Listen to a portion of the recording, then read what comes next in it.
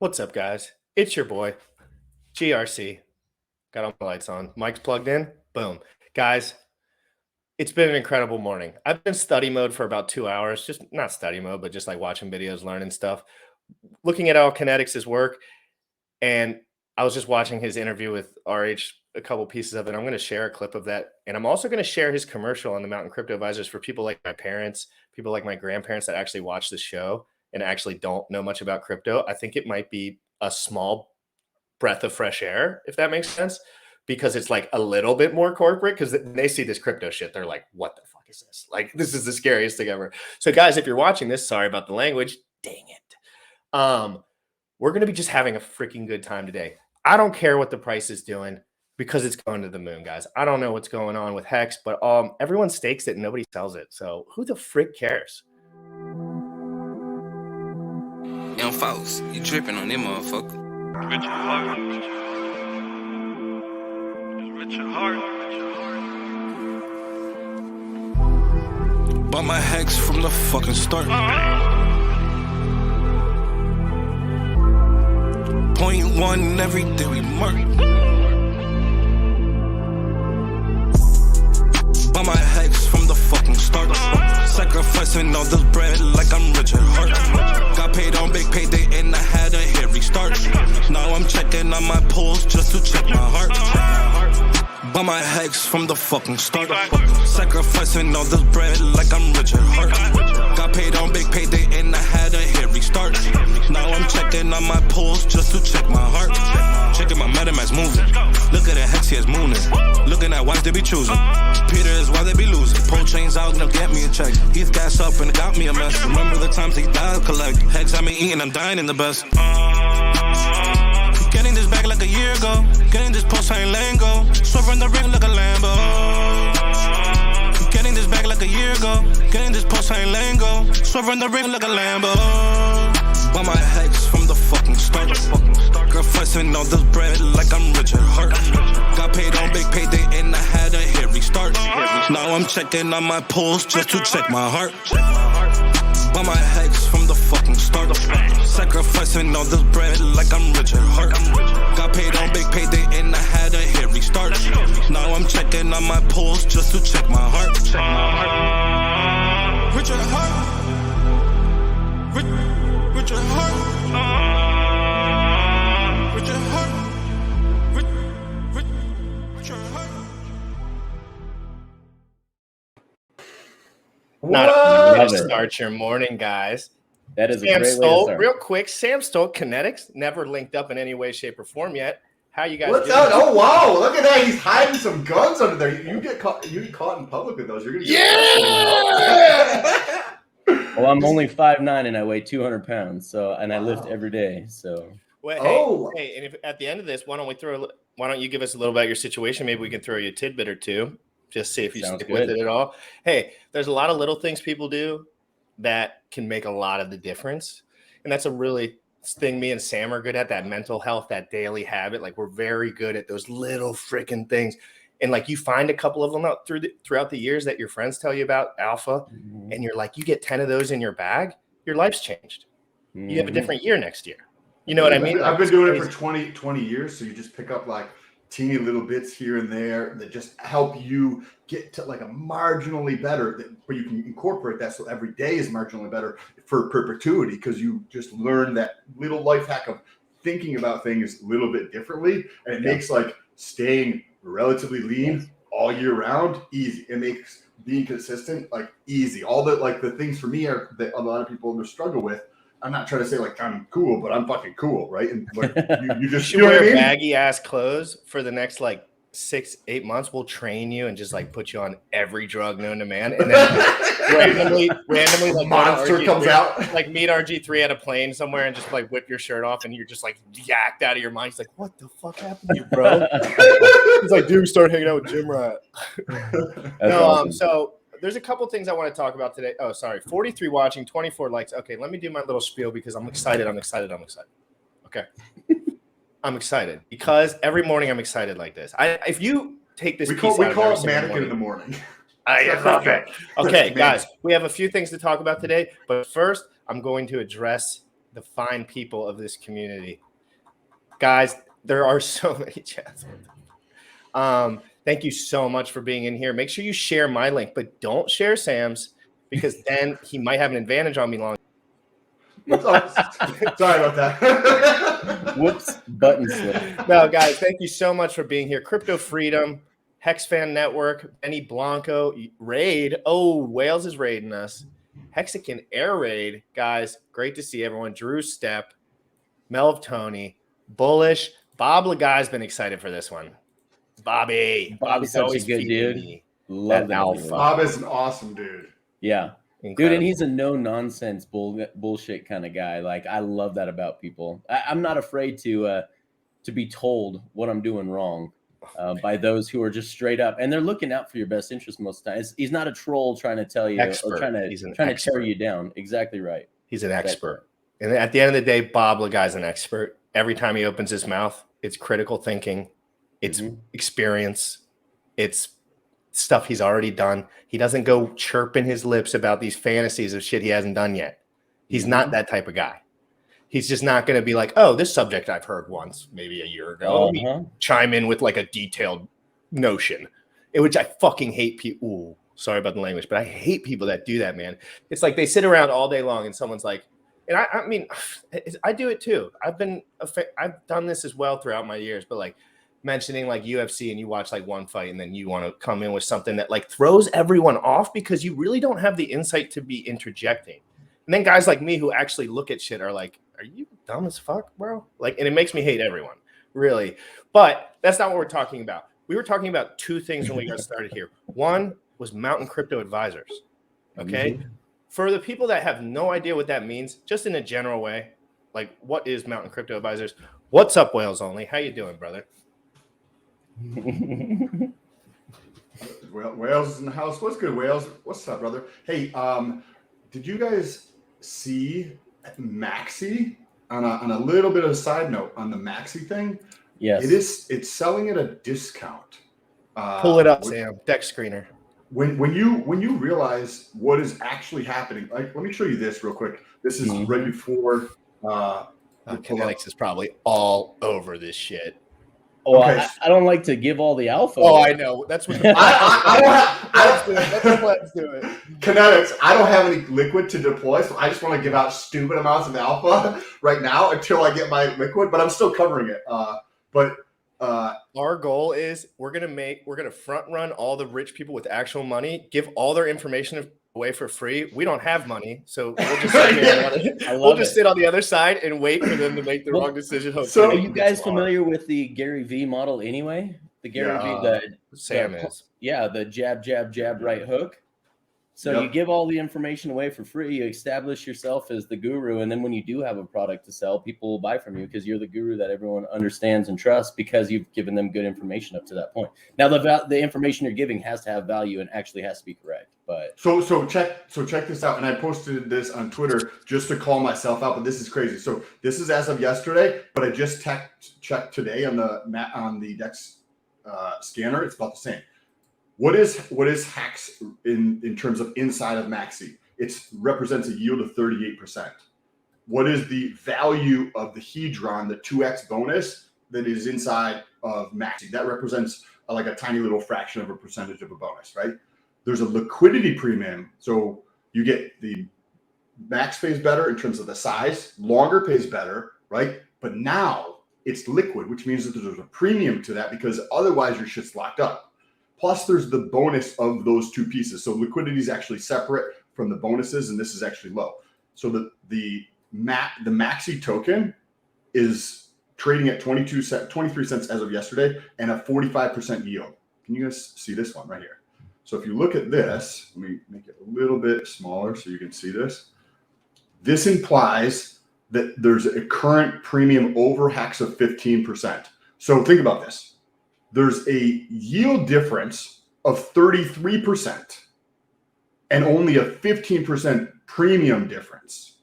This is crazy. So if you do the math on this implies a price of Maxi of 26.5 cents today. at the end of the year of a 33%, a 33 All right, stay right cents. there, Sam. Stay right there in your head because I want to show you a comment that I had on something that directly correlates to this. And you guys see why I keep this gorilla around? Okay, you know it's not just the guns. Okay, it's not just the guns. This guy is the spreadsheet master. Like he doesn't go. Me, I love hearing information from him, but he was in this world of spreadsheet in finance. This is what he did. So so there's so much synergy here, and I love that you don't know about Mountain Crypto Advisors, and I kind of do, but I don't know about finance, and you do.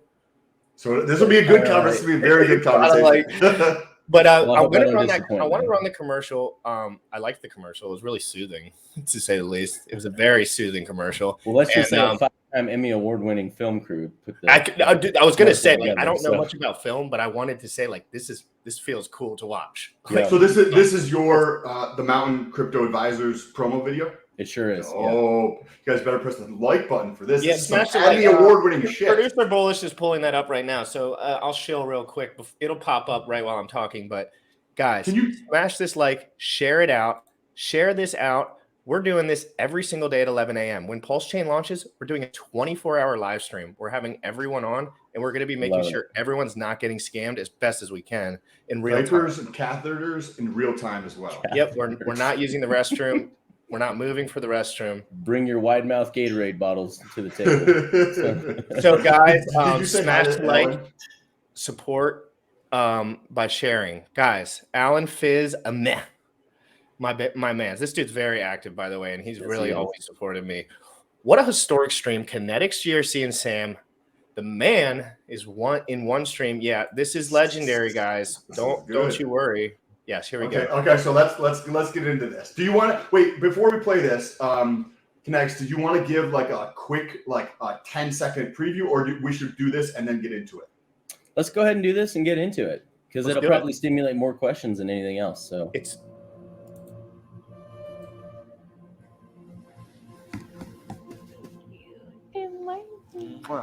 You ready to have a fun day? I want more than just my kids to be taken care of. I want my grandkids, my great grandkids taken care of. I want options for my family. Hi, babe. How's it going? The crypto community is going to be attacked. We know that. There's so many regulatory bodies that don't understand crypto or just don't like it. You need folks that understand these complexities so you don't step on landmines. I started looking at my total net worth being 95% in crypto. And I said, okay, we need to figure out some solutions.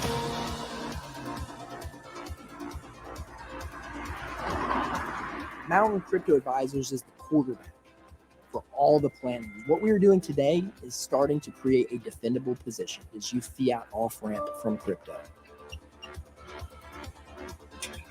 We have people that come to us with what they think they need, and then we get to give them what they actually need. Not just taxes, but the whole picture of what people with wealth really need to do to protect that wealth going forward. It's likely the IRS's interpretation is going to change of crypto. The SEC, possibly, Congress, state governments. This plan needs to be adaptable. It needs to be monitored and overseen based on things that are changing outside of your control. These are the kind of guys that we knew that we could create a brotherhood, a community, and elite membership with.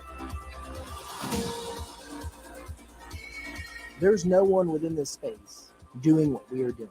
We don't work with folks that don't value their own plan. I know this works because we've done this for many years outside of the crypto community. What we're doing is bringing a team together that's done complex planning for high net worth folks outside of crypto and applying that to the crypto community in a holistic way.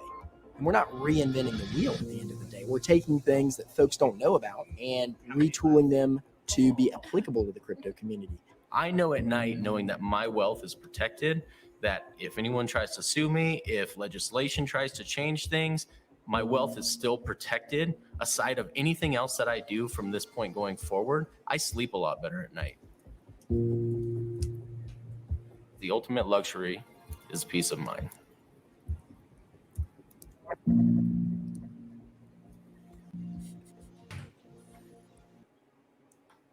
Ooh, that was a powerful commercial. What, I don't even care what you're selling. I want a commercial I'm like buying that. it. Man, No, but the production I love quality the of that was. message. Yeah. The message actually hits home to me because, like, I love the thought of having a family, a big family, and I love the thought of having that stuff in some way, shape, or form, just so I could focus on my what I'm creating, whatever that is, right? Because I'm just a guy who works on passion. That's it. I can't work on anything else. I never have been able to. So Cool. stuff like that is really hard for me to manage sometimes while I pursue my purpose. You know what I mean? But Yes. also, you know, there is something to be, it's a large business, and you're not recreating the wheel. We're switching industries, certainly.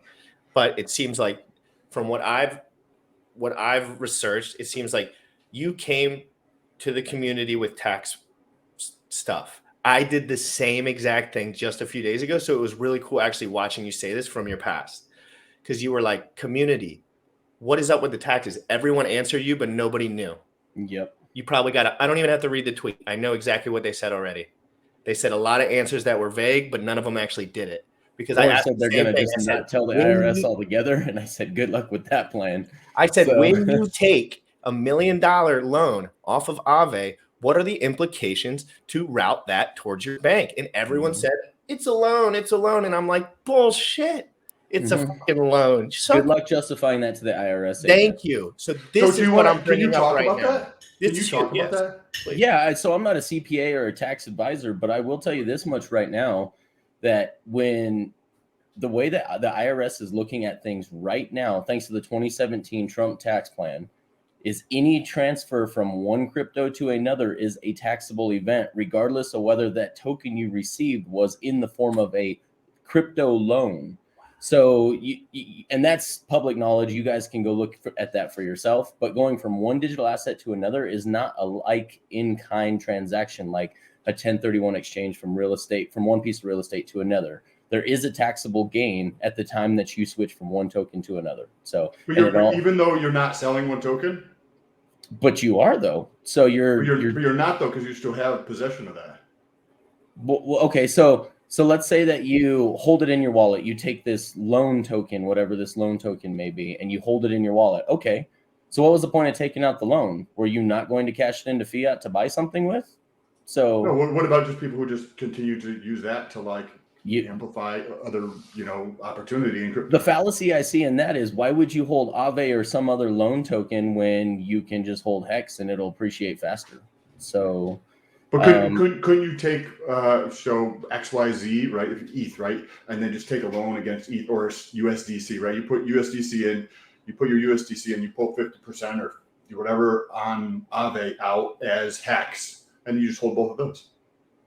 Well, so again, I'm not a tax professional. Oh yeah, I'm just asking because I'm curious.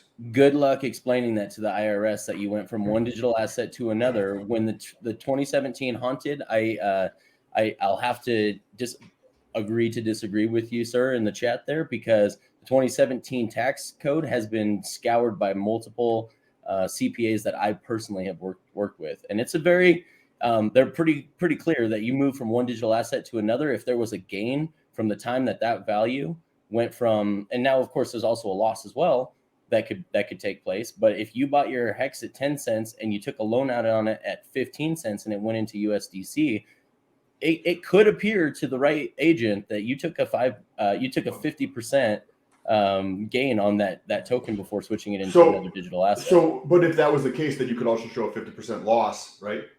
Because if your logic holds up, if your logic, if you're like, hey, this is how the IRS wants to interpret this shit, right? Yes. Because that's not gonna be the story I tell my accountants. Thank you for setting me up for like the best. It's like I paid you to say this question. This is wonderful. As Richard Hart would say. Address I'll send you later. It's like you paid me to say this. So as Blake said in the video, that's why we have created a defensible position. So this is not new.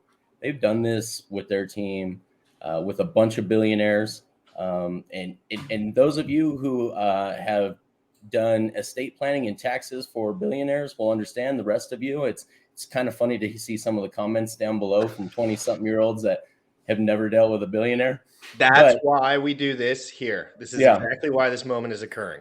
because Yes. I'm so sick of it. I'm the only one who admits they're broke in this fucking community. Like, for fuck's sake, guys, if you're on YouTube, like, you're clearly not that rich. Yes. Thank you. Like, can we? I can Can we call a agree. spade a spade? Like, Yeah. for I'm just the only guy that's But- like, but- I'm 28. I quit my job. I don't give a fuck. There's also tremendous value in a lot of the people who do comment because they give you insights that you're not aware of and little bits and pieces of information out there. But Sam loves go- the comments. He loves them. because when you've been doing this as long as like I've been doing this, like the reason you were able to learn and grow so quickly on shit is because of people in the comments. Yeah. Because they share information, DM, reach out. If they give you Comments. good information and you update your worldview, absolutely. And that happens. Like, yes, there's a lot of stuff that is just not super valuable, but there's also a lot of stuff that is super valuable. I just had and to do it with you're Hedron. aware- Yeah. I just got ripped for the whole Hedron thing because I skipped over it like it was nothing. And then the dude ripped me and he's like, "You're a bitch, dude. Like, you didn't even look into this." And I was like, "You're right." I was like, "My bad."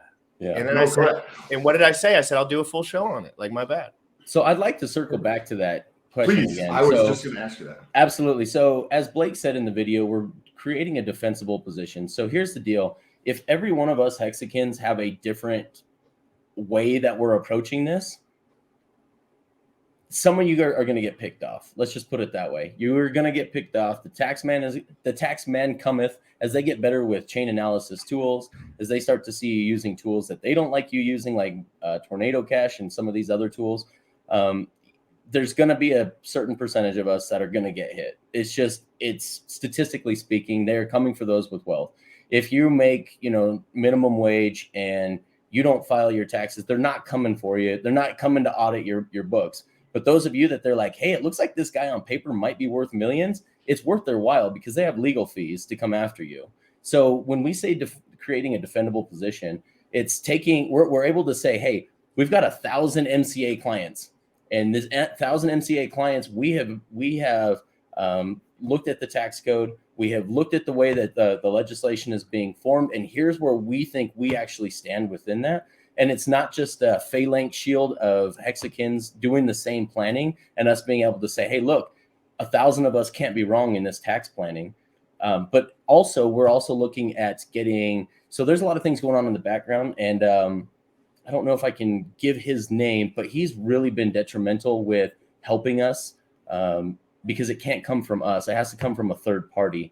But reaching out to the high-powered law firms that the IRS actually contracts to do the legal work to go after people. To get a legal opinion? Yep. So we're getting legal opinions from these places so that we can already say when the IRS comes to get you and you're an MCA client, we can say, no, sorry, there's a conflict of interest. These guys cannot represent the IRS in tax court because they already represent our interests. So there's a lot of it also backs up your stuff. Story too. Yep, because you're absolutely. like, I did my due diligence. Like I tried. These people told me it was okay. It right? wasn't And just a it's illegal. CPA. Yeah, it wasn't just a CPA with their opinion. No, we have the same people you guys use to prosecute people saying, nope. In this case, that's not the way that this actually works. Real quick, Street Guru. Yo, it's a great day. Thanks for the content. I've been asking RH to launch after the highest of stakes. You think that's a good play? Absolutely not. I think I agree. I disagree with that. Yeah. I think those two things are absolutely uncorrelated. And I think that we should get Pulse Chain as soon as they feel like it's the product that is able to be launched. And I think, by the way, Richard has mentioned he wants it to be launched as soon as able. Because, God, you got to imagine the dude's chomping at the bit. People are coming at him. Well, come on, we're all humans here, right? Like, he has an ego just like me and you. He wants to succeed. He wants to show everyone that he is the man that he has put in front of us. And anyone who puts their face out there knows that because that's the play, right? He's putting his face out there. He's going big balls on it. And he's saying, fuck it.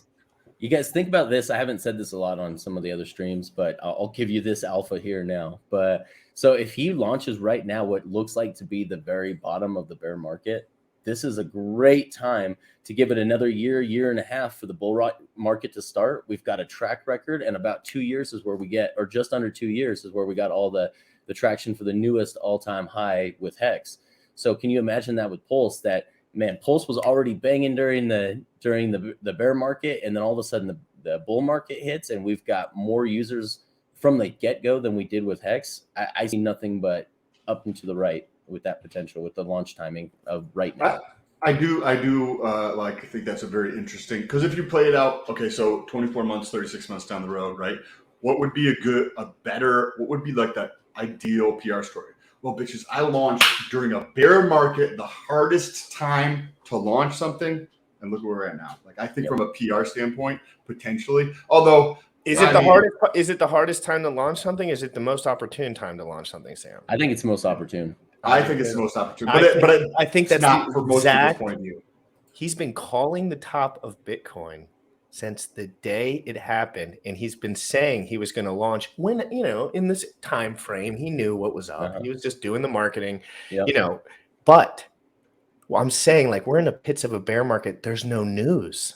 Yeah. The most news is that freaking Charles Hoskinson's going live. That's news. It's like there's no news.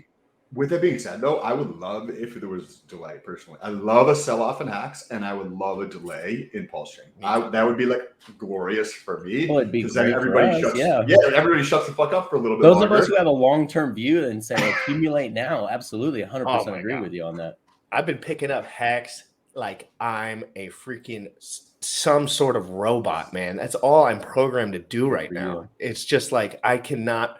Everything in my life, every move I make, for right now, not forever, is, well, you never know, is going to be DCAing into Hex and keeping my monthly bills as low as physically possible until I'm in the financial position where I'm 100% free. And I will do that every single day until I'm there. Good for you, man. Good for you. I want to get back to what you were talking about with the Mountain Crypto Advisors, right? So being, covering yourself in terms of, like, if you seek out like a reputable law firm that specializes in this shit and you get a legal opinion on that, from a court case standpoint, it's very advantageous. Like, it's very helpful from a court case. You can't get a more defendable position. Absolutely. And that's what you were kind of like getting at, I'm assuming, from your point there. We have interrupted and went on. Yeah, and when you have a large, so it looks really bad to government officials and 3- and 4-letter agencies when you attack a mass crowd of people that, especially if they didn't have money and now all of a sudden they do, and you're coming for them and they didn't do anything wrong. They're law-abiding citizens that didn't break the law. Like, that's really a bad PR from their point of view. So there's also a PR thing that if there's enough people participating in this pool of asset protection, you can create a PR machine and a marketing machine that looks really bad that, hey, there's going to be some government officials that say, hey, man, this is not the kind of attention we want on this right now. So question, are you guys, it sounds like, based upon what you previously said, that the interpretation that you're going to be putting forth for clients is that a loan in the crypto sense from a tax perspective. So for people who are listening to this, a loan, like from your point of view, is could be completely fucking different how the IRS interprets it. Think of like a house. House tends to go up in value. Yes. The IRS's mind, shit goes down in value. So like IRS doesn't like play in like the real world. They're just like made up rules, and then they're like, okay, this is reality. You guys have to live in our reality. Okay. Given that, you have this story that you can tell and create the justification along the way to paint to the IRS. Is that story going to be that it is a loan? It doesn't seem like that was a story. That it's going to be that it is a transfer of like title type of thing, even though they're still holding title of the asset. So that's there's a two-part answer to that. First off, yes, we would like to clarify the language that in this new DeFi space, there is such thing as a loan, and it's not just transferring from one digital asset to another.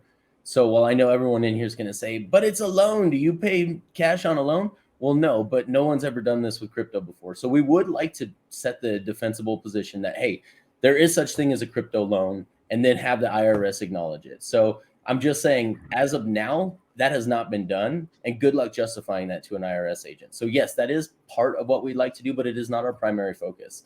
Our primary focus as of right now is to verify and justify to the powers that be, not just the IRS, but the legislators as well, that Hex is your principal. Your staking rewards are fruit of the orchard. You are not being taxed on them as the rewards are being paid or credited to your account. And it's because you can't realize those those gains until the stake ends anyway. So it's fruit of the orchard and is not taxable until taken to market to sell. That's the clearest and most concise way to put that. That you are not, it is not interest because you're not giving it to a third party. And we were making that very clear. And so you probably saw a couple months ago, we had a big push on the Hex Investment Trust side, especially, that we wanted to make it clear, Richard, you got to change interest. And he was using it because it was the easiest to market. But interest infers that you are giving your money to a trusted third party in exchange for return from them generating some kind of yield. That is not the case. We know, everyone here in Hex knows that you generate your own yield by running the code yourself. You are not giving up your coins to any one person or third party.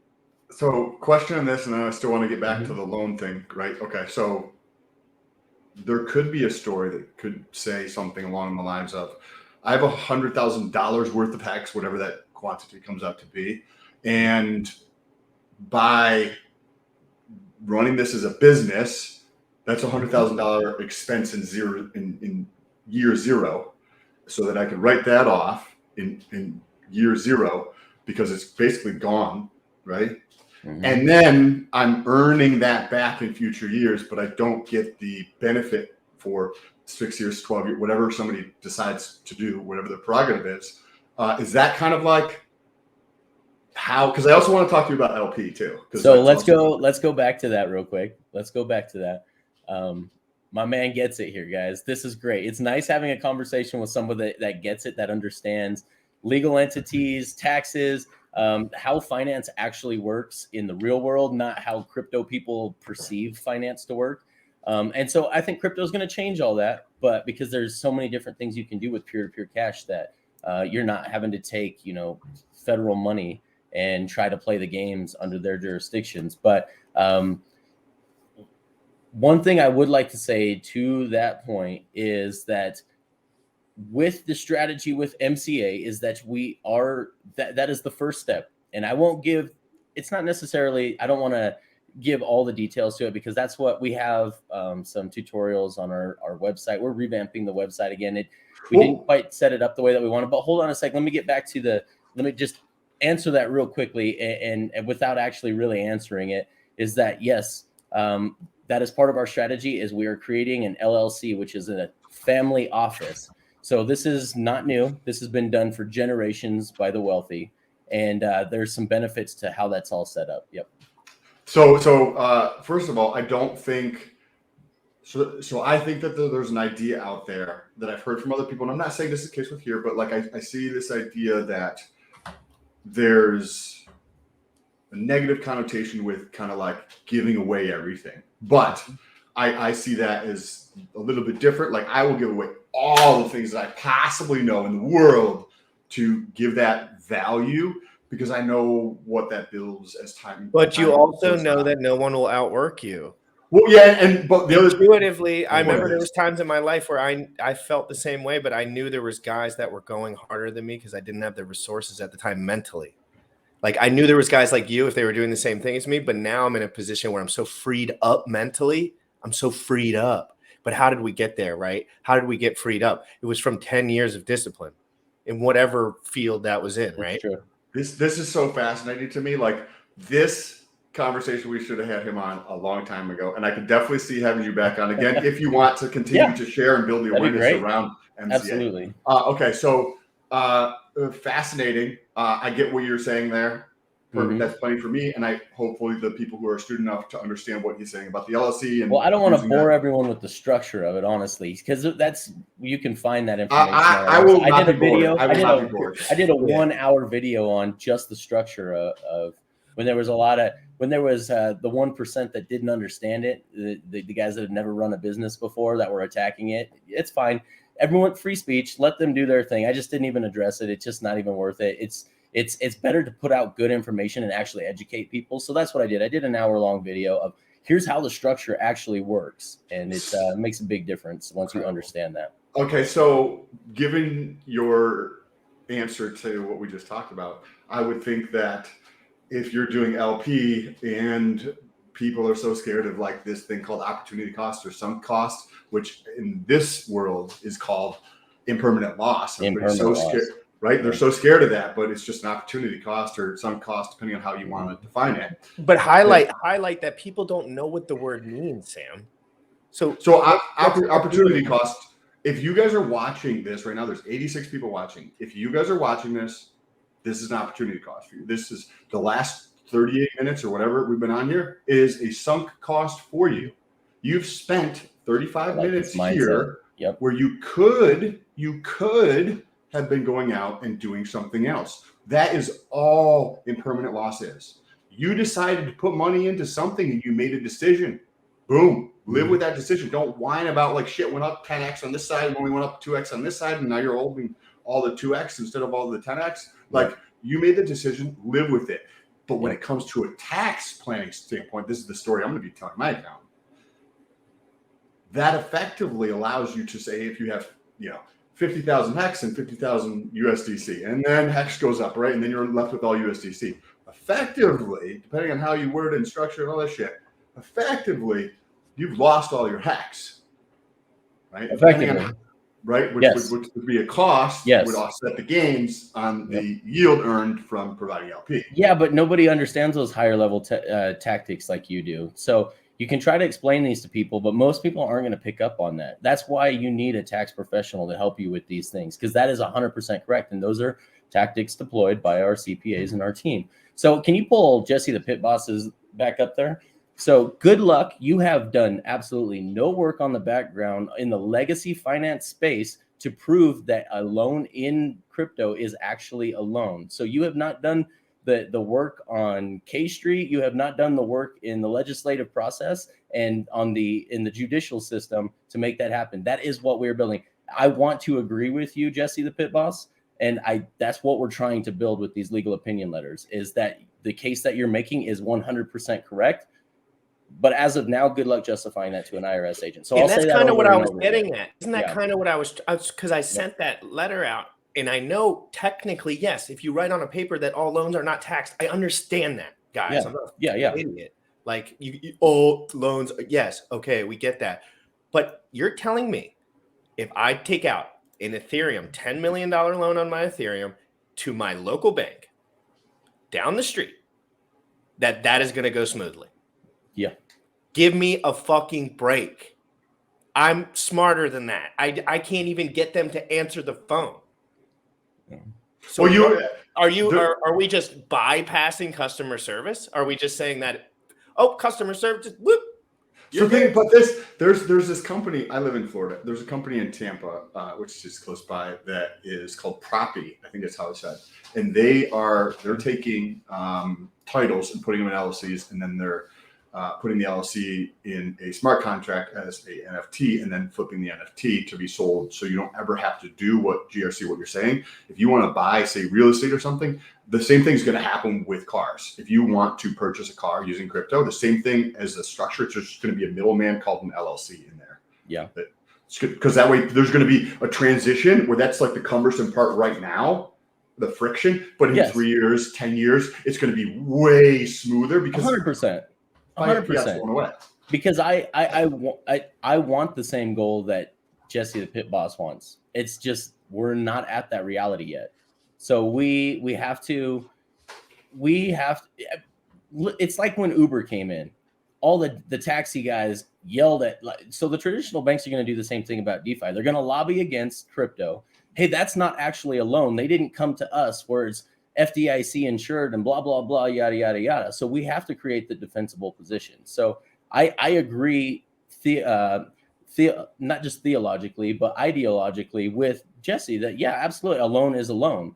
But I can show you court cases in many different states where people who thought they were taking loans on Aave and Curve have still been hit with a tax bill. So I can show those to you guys. So we decided you can write off the losses too, which is like a little bit of nuanced part that people don't get into, because Sam always brings up the opposite. Like it's a little bit like if you take a big loss, like you can write it off.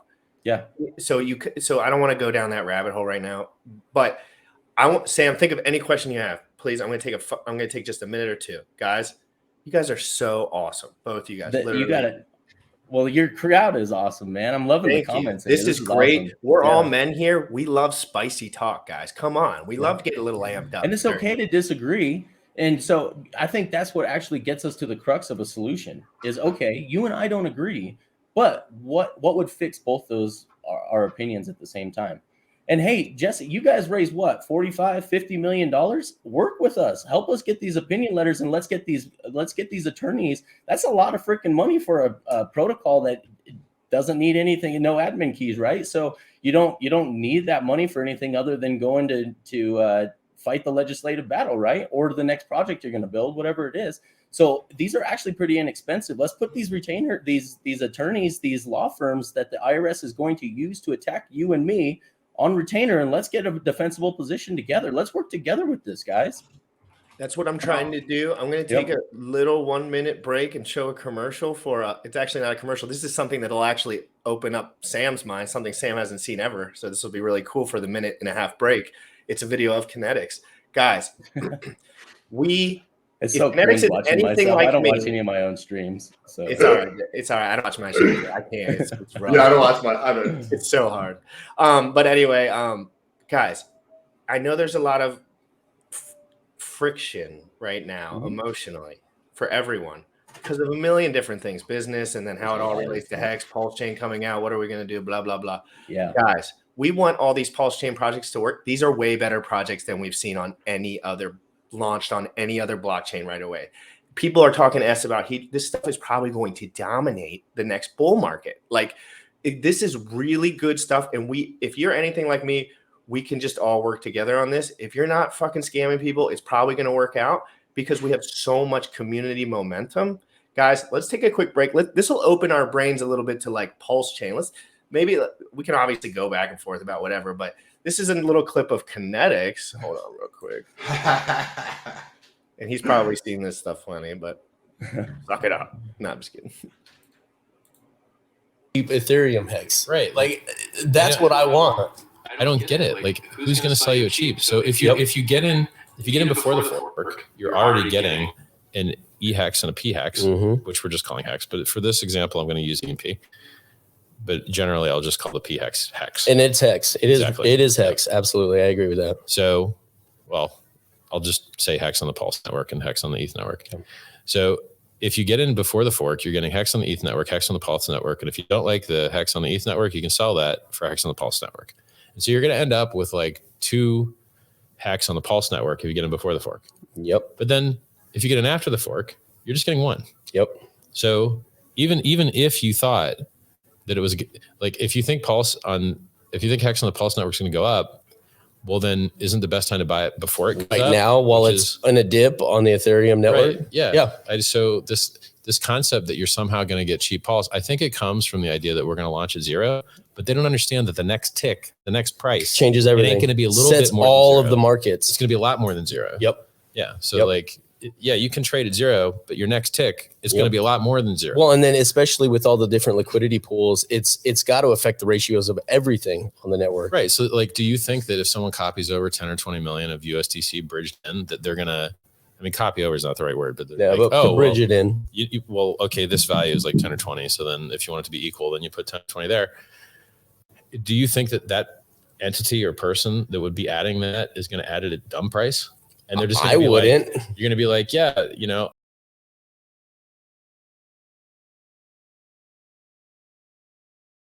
Especially as the you guys are on mute. So there we go. When was that? That was December 1st. So that was a sneak clip for Sam because he's never seen any of that footage. Oh, okay. That was before Sam, so they were still kind of talking the game theory through. They were talking, what's this post fork going to look like? Yeah. Where's this stable coin value going to look like on the other side? That's some of the stuff we love digging into this show. The stable coin talk gets me excited because people don't want to bring it up and they say Pulse Chain won't have a stable coin. But I'm sitting over here like, I don't know why you necessarily need a stable coin. I'm not that fluid on that, but I see every other chain works towards that. And I see that rich people use stable coins. So I want to know more.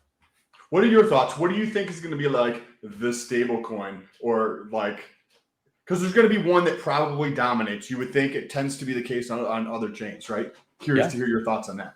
Alan, real quick, $5 super chat. We need to write the rules of our game before they write them for us. Yes. More raw. Get everybody on the same page. Yes. Hit So me with flowers in your hair. My man Alan gets it. So I'm not saying we're, like I said, ideologically, I agree with Jesse the pit boss.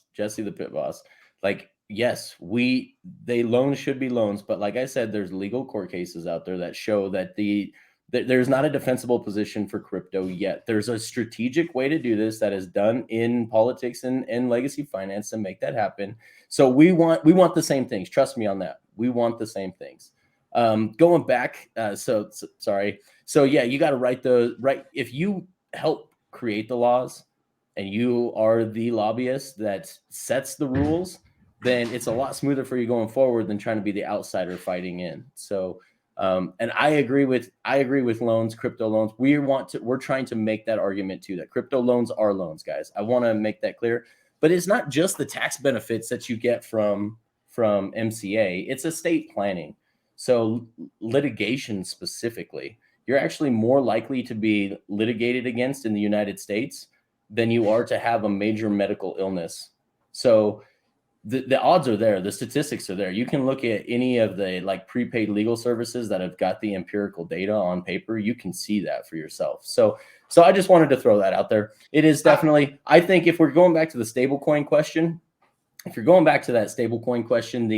I think honestly, because they did have such a large sacrifice phase and because the community is very much aware of them. And when the protocol does come out and is available for people to look at, I know they say, look at liquidity on Ethereum. Well, I don't know if you're going to deploy exactly the same contract that liquidity is. So once we can actually trust but verify, I trust they have the best interest of the community in mind.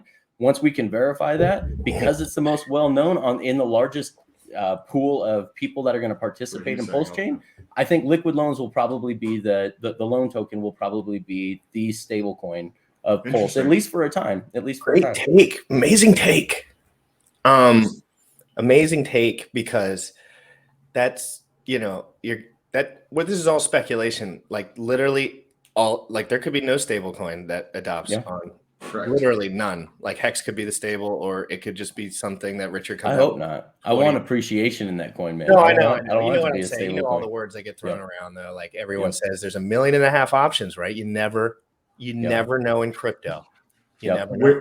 Where I would love to read one of those court cases where a crypto loan actually is perceived in court as a transfer of title of some place like that, and show that, because like to us it's like common sense, it's a fucking loan, right? But that's not necessarily how the IRS or anybody in the court system is going to view that shit. So where would I find?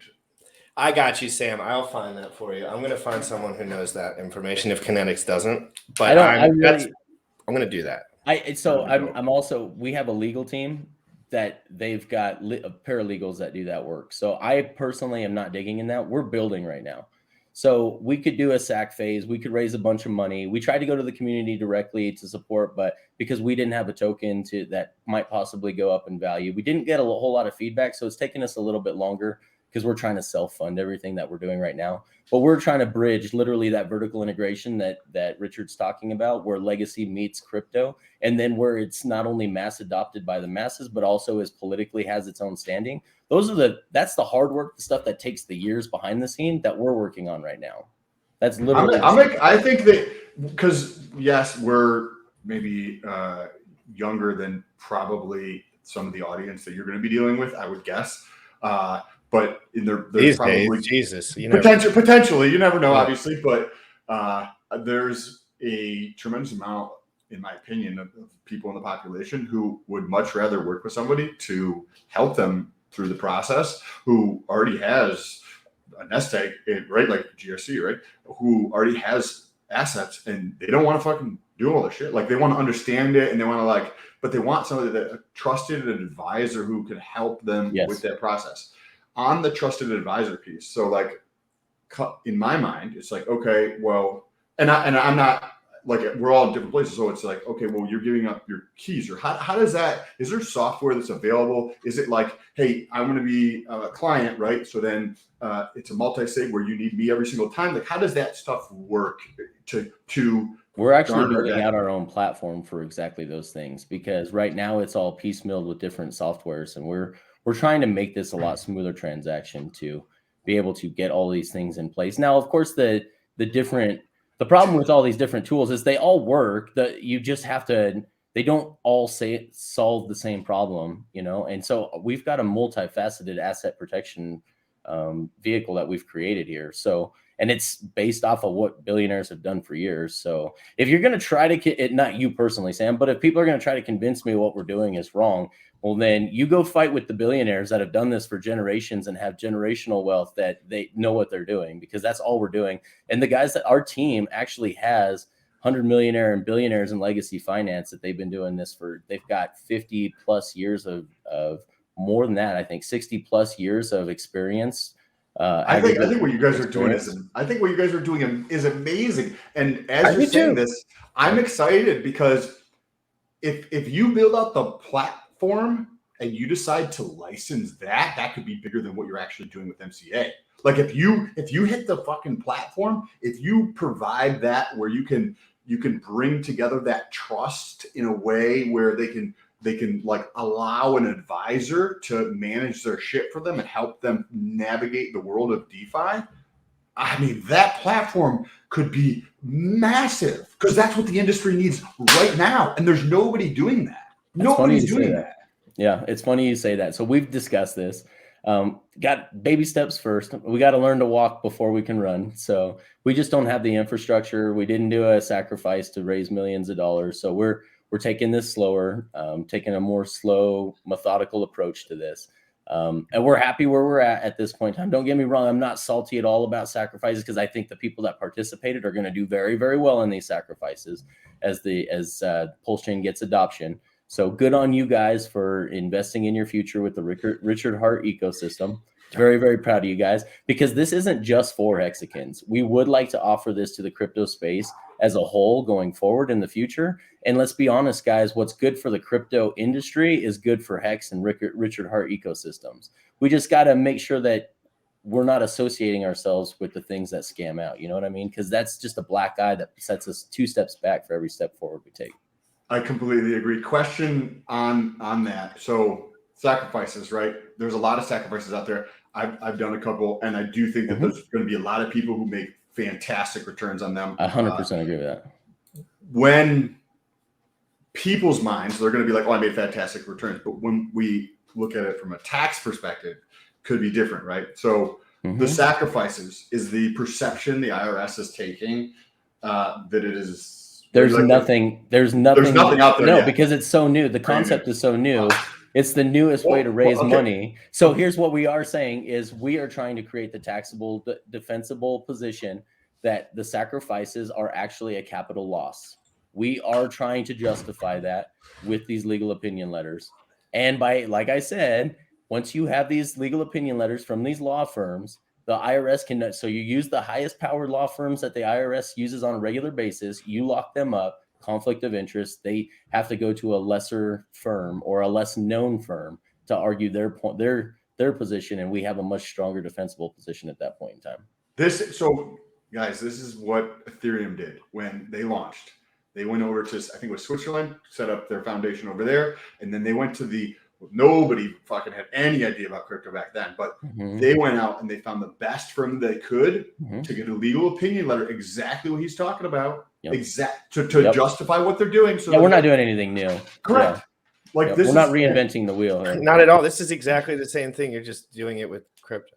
Yeah, 100%. It's just like you guys taking a good protocol like Liquidity and forking it and putting it on the Pulse chain. It's the same concept. Why do you or the things that Richard Hart is doing with PulseX and Pulse chain? These things aren't new. They're not reinventing the wheel. They're just doing it the right way. So it's the same concept that we're just taking. We're just dealing in the real world with crypto noobs that don't understand, who ask questions. So we have a state legislator that says, so imagine I have a duffel bag.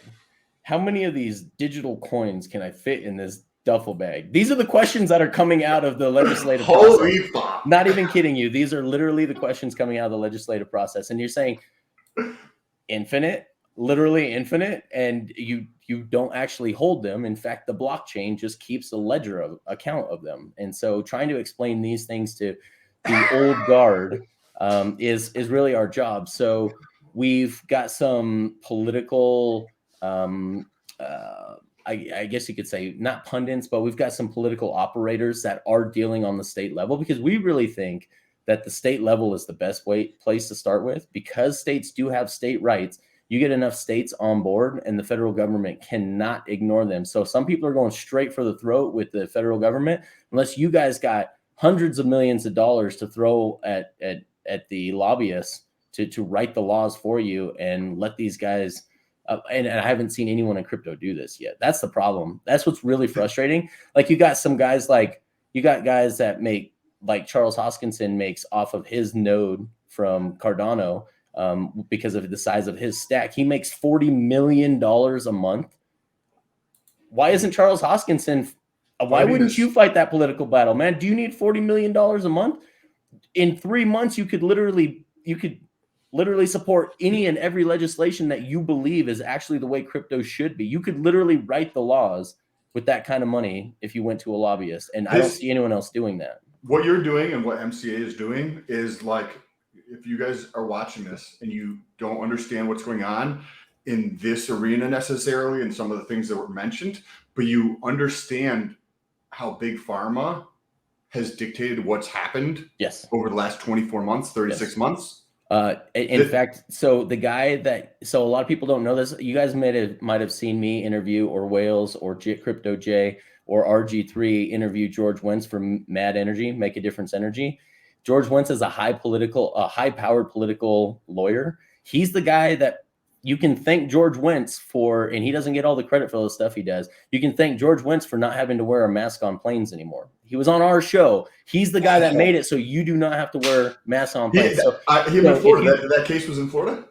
Yeah. And then so he's actually suing Kaiser Permanente right now because they literally wrote the guidelines the CDC accepted. And who benefits most from those guidelines? Big medical facilities like Kaiser Permanente. And they got all the subsidies and everything else. So, yep. So you guys we won't touch on that. Well, you just got to know, guys, that you can't do this just from we're going to be libertarian anarchists and we're going to change the world. No, you got to do it within the legislation. There's a way to do it. We can do this, guys. We can do this. Because you got to think, if you extrapolate the wealth and the transfer in a bear market, in a recession, and what Pulse Chain could potentially do, we might very well have a few of the richest people in each state in the United States. 100%. Yep. People don't understand. They don't understand that when you're the richest person in your state, you do make the rules. 100%. If you're in politics. And why do you think Walmart is headquartered in Arkansas? Is headquartered, did you say? Walmart.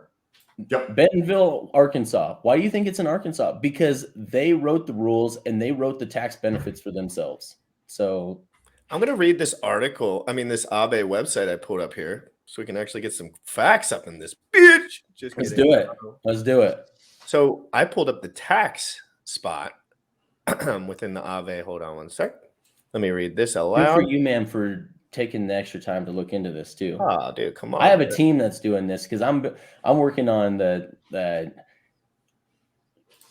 we're about this close to having our own bank. I'll just say that right now. I understand this is a business, and that you probably teamed up with some tax professionals. I want to learn about that what he just mentioned. After do you pay taxes on Aave? Yes. Your Aave transactions are taxable, and you'll need to pay tax on them. The tax you'll pay all depends on specific transactions you're making, but you'll pay either income tax or capital gains tax. Let's break it down. Do you pay tax lending crypto on Aave?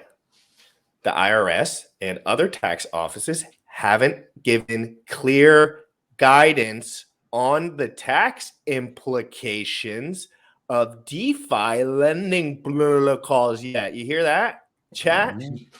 Wow, you can read the website and you get the real answer. Who would have thought? Who would have thought? And so that bottom line, Aave, you deposit an asset into a specific liquidity pool. Yep. In return, you get a token at a 1-for-1 ratio to represent your deposited crypto. This could be seen as a this is the part right here I think is important. A crypto to crypto trade. Yep. This could And be that goes seen as back a to that crypto. 2017 Trump tax guideline that I was talking about earlier, guys. That's exactly almost verbatim from the tax plan from 2017. It is not a like-kind asset from one to another. Crypto to crypto is a taxable event.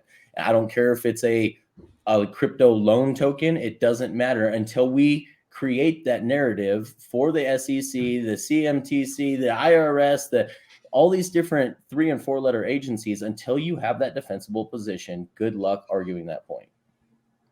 This is fascinating stuff. And you had just Hey, mentioned, Sam, you proud of me, bro? bro, making gains, son. This is No, good. not the games, the freaking. But no, getting into the details, yes. 100%. No, 100%. Not the games, bro. But dude, I'm like, yeah, finance is great and all, but dude, check out the games. check out the games. Bro. Yeah, so let's. We're doing a what I fitness said. challenge right now, so it's on our minds. Yeah, That's so that when you had that sit down with Richard Hart, what was the one takeaway that you had as far as not personality wise? Like I know everyone says the same thing. He's an awesome dude. Like when they meet him, like they all say the same shit. I don't even want to hear it anymore. But as far as what you were talking about, the substance, like what did you get the most out of actually meeting him and talking about the product in person? That he has actually put in the time and thought about these things. It's not just I came up with this answer off the top of my head. It wasn't a whim that just all of a sudden came to him. It's other than the fact that him interviewing with Hexo, he realized that the sacrifice wallet was going to get a copy on Pulse Chain too. But other than that, that's the only realization that he didn't realize until he was talking with Hexo on the night before when he'd interviewed him in person. But for the most part, you can tell like the guy has put in the work. He's game theoried this out to the max. He constantly updates his worldview when he gets new information. And I see that not just in the stream that I got with him, that it was genuine, that he had really thought about these things, but then you see him update his worldview on the streams after that as well, because new information comes out and he actually takes the time to understand these things. So the guy is putting in the work.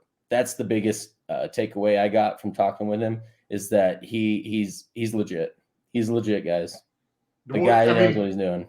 If you kind of like understand the nuances of sacrifice, you're like, oh wow, this somebody who actually understands what the fuck's happening is who put this together. Because tell me that. Talk about that. So like, yeah, clarify that. If you think of like what an ICO is, right? Mm-hmm. Like an initial public offering effectively for the crypto space, the IPO and legacy is a way to raise money, right? Because you have products and services. And then when you go to an IPO, you just sell paper. That's all. Yeah. So it's another way for you to collect money from the marketplace. Mm-hmm. And people have been doing ICOs like crazy. Like back, what is it, 2017, 18? 17 was huge. A lot of people made a lot of money and a lot of people got wrecked hard on ICOs. Yep. And the I would think, and I'm literally in crypto for 65 days or something, 60 days. Like I've understand like you're some that things. New. Yeah. But I love you come from a background of finance, so you understand a lot of these concepts. So like I can tell when I'm talking about these things because I've had to do my research on these things. And I come from a legacy finance career, professional career.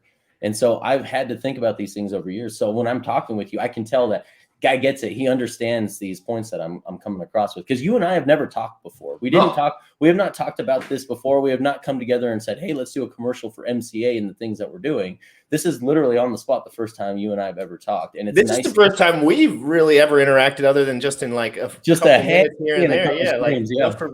I don't like talking to Sam.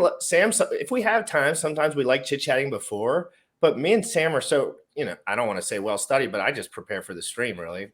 It's not like I just study what's going on in the stream the day before. Right. So I know I wouldn't even really need you here, but it's just like, I love having the guy here for this exact reason. Those nuanced positions that everyone has, but no one really knows. That's what Sam gets to the bottom of, because he's just the nuts and bolts guy. Like he's like, okay, the crypto, the hex, this, that, and the other. Like, what is going on? The derivative, like what? It's the same financial play. It's the same thing, isn't it? To a degree, it's like Sam is just kind of the guy who's just like, I don't even use the word crypto. He just gets right into the knuckles of it, and it's just like, this is what it is. It's a derivative play, right? Like it's just 100%. Yeah. When you think about, so I'm sorry, this is on a tangent. You think about the derivative play with Maxi, right? So you could be like, in traditional finance, they use something called a discounted cash flow model to like model out future values of stock prices, right? But there's several models. You can use that's the best known one. And if you do that kind of using the yield, right? Because you can use cash flows or you can use yield, whether it's a bond or like, Or depending on how the dividends company is, or yeah. dividends, exactly. Discounted dividend, like, anyways. So if you do this for like Maxi, then you kind of have a target of where things could potentially be in a year, relatively speaking to Hex. So that anytime it's below this point, you just acquire. And then it goes up. You could sell if you wanted to, right? Yeah. But then there's so much opportunity. So me and Wales have talked about this a lot, the quantitative side of the value propositions of Hedron and Maxi versus Hex for these purposes as a derivative play and as a way to get those gains on the Maxi price appreciation token without actually physically having to stake your Hex and having liquidity. Yes. It's amazing. Yes, it is amazing. So what are your thoughts on this in terms of? I hadn't thought about it, including the Hedron and what the yield provided by the Hedron token versus I was just looking at straight Maxi and Hex, and I just hadn't done a deep dive on it. But now that you add, not only the liquidity premium and the Hedron token into that equation, these numbers blew me away as soon as you showed this spreadsheet. What do you think about this? Because I think this is actually greater than 5% personally, but I just put 5%, and this number I know is higher than 2% for the bonus. Bigger pays better, longer pays better. Mm-hmm. I know that's higher than 2%. I don't know exactly what it is. It's 10%. It's 10%. Can you change your formula right now? It's Max is out. Yeah. So 150 million. So Sam, your 150 million Hex staked is the max multiplier you get of 10%.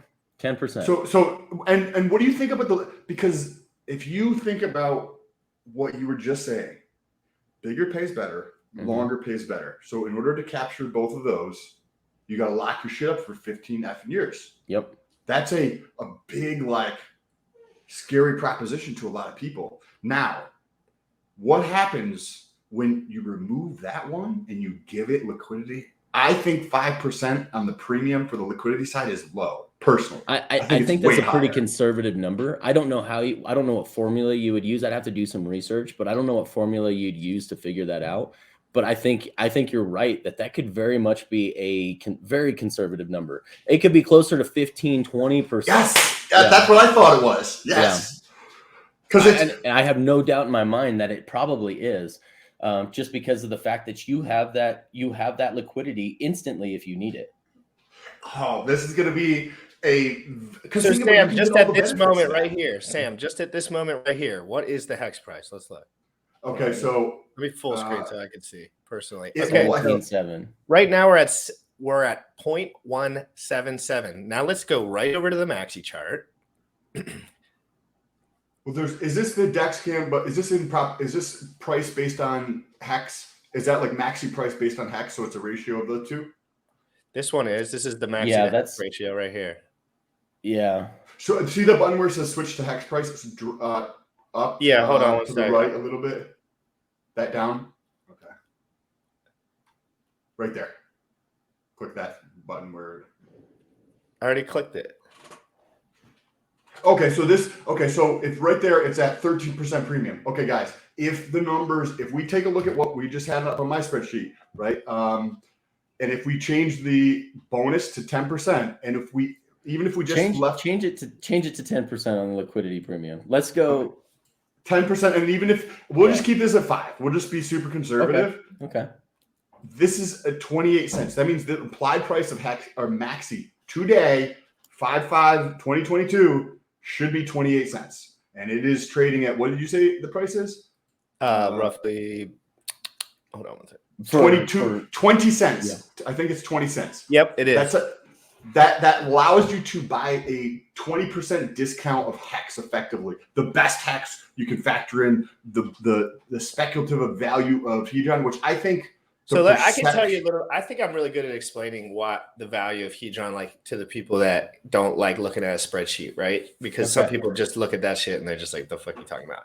I've looked up Maxi for hours. Have had Gold Key on. I've talked to Dip Catcher for hours, guys. I know Maxi inside and out now, pretty much. So basically, the easiest way to explain Maxi to someone is imagine if you had 150 million hex max multiplier on your stake plus 4x hedron, plus you don't have to pay ETH fees, plus it's tradable and you don't have to be stuck in a smart contract that could be compromised potentially in the future. You could trade it out. Plus it has speculative value as a token itself. Plus people trade no matter what. That equals a tradable stake. You are now trading your stakes. You have sellable hex max value stakes. Yes. You have extracted the value of the max possible hex premium, and you have turned it into a tradable asset. That is what Maxi is. That's what derivatives are. Yes, and now think about this, which is I'm refinancing my house, and I was going to buy more real estate, like rental properties. Like there's a duplex. I'm not putting into real estate. I wouldn't right now either. I'm going all in on crypto with this. Now think about. So I'm a real estate guy. I've got rentals. I've sold rentals to buy more crypto. Like I want to go buy. I plan on probably in the next 2 years buying another 100 rentals, another 100 doors. Just because I love real estate. I love showing up with my contractor and saying this, and this needs to be done before the renter moves in. Let's bomb proof this for this renter. And looking at, I like the 3 versus the 4 versus.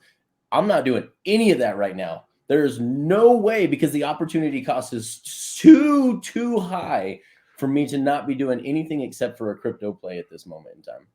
So think about this. We have Maxi. We already understand a lot of like the idea behind hex getting copy, right? Like there's going to be whales that are going to bridge that shit over, and it's probably going to sit at parity relatively quick, in my personal opinion. Maxi, the volatility Maxi is probably going to be 1.5 to 3.6x what hex is, right? The volatility of Maxi is probably going to be greater than. I'd say 2x. We don't know. It'll be interesting because, well, if your T-shares, think about it if you look at it just with raw math, this is just the basics, not even adding all the variables in there. But you got 3 times the amount of T-shares because it's a 15-year stake, that max stake. It's beyond 10 years. So 10 years and beyond, you max out at 3x multiplier on your T-shares, plus a 10% bonus on top of that for having at least 150 million hex in the stake at the same time. So I think 3.6 is very, very, I think it's actually 3.9, I think is the simple math on that, Sam. So I would not be surprised to see in the very near future a 3.5, 4x multiplier on Maxi versus Hedron. Or I mean, I'm sorry, hex. So on the Hedron side, just to touch on what you were saying, GRC, I think personally, and that's not even including, sorry, that doesn't even include the Hedron in the variable there. Yep, exactly. No ETH gas fees.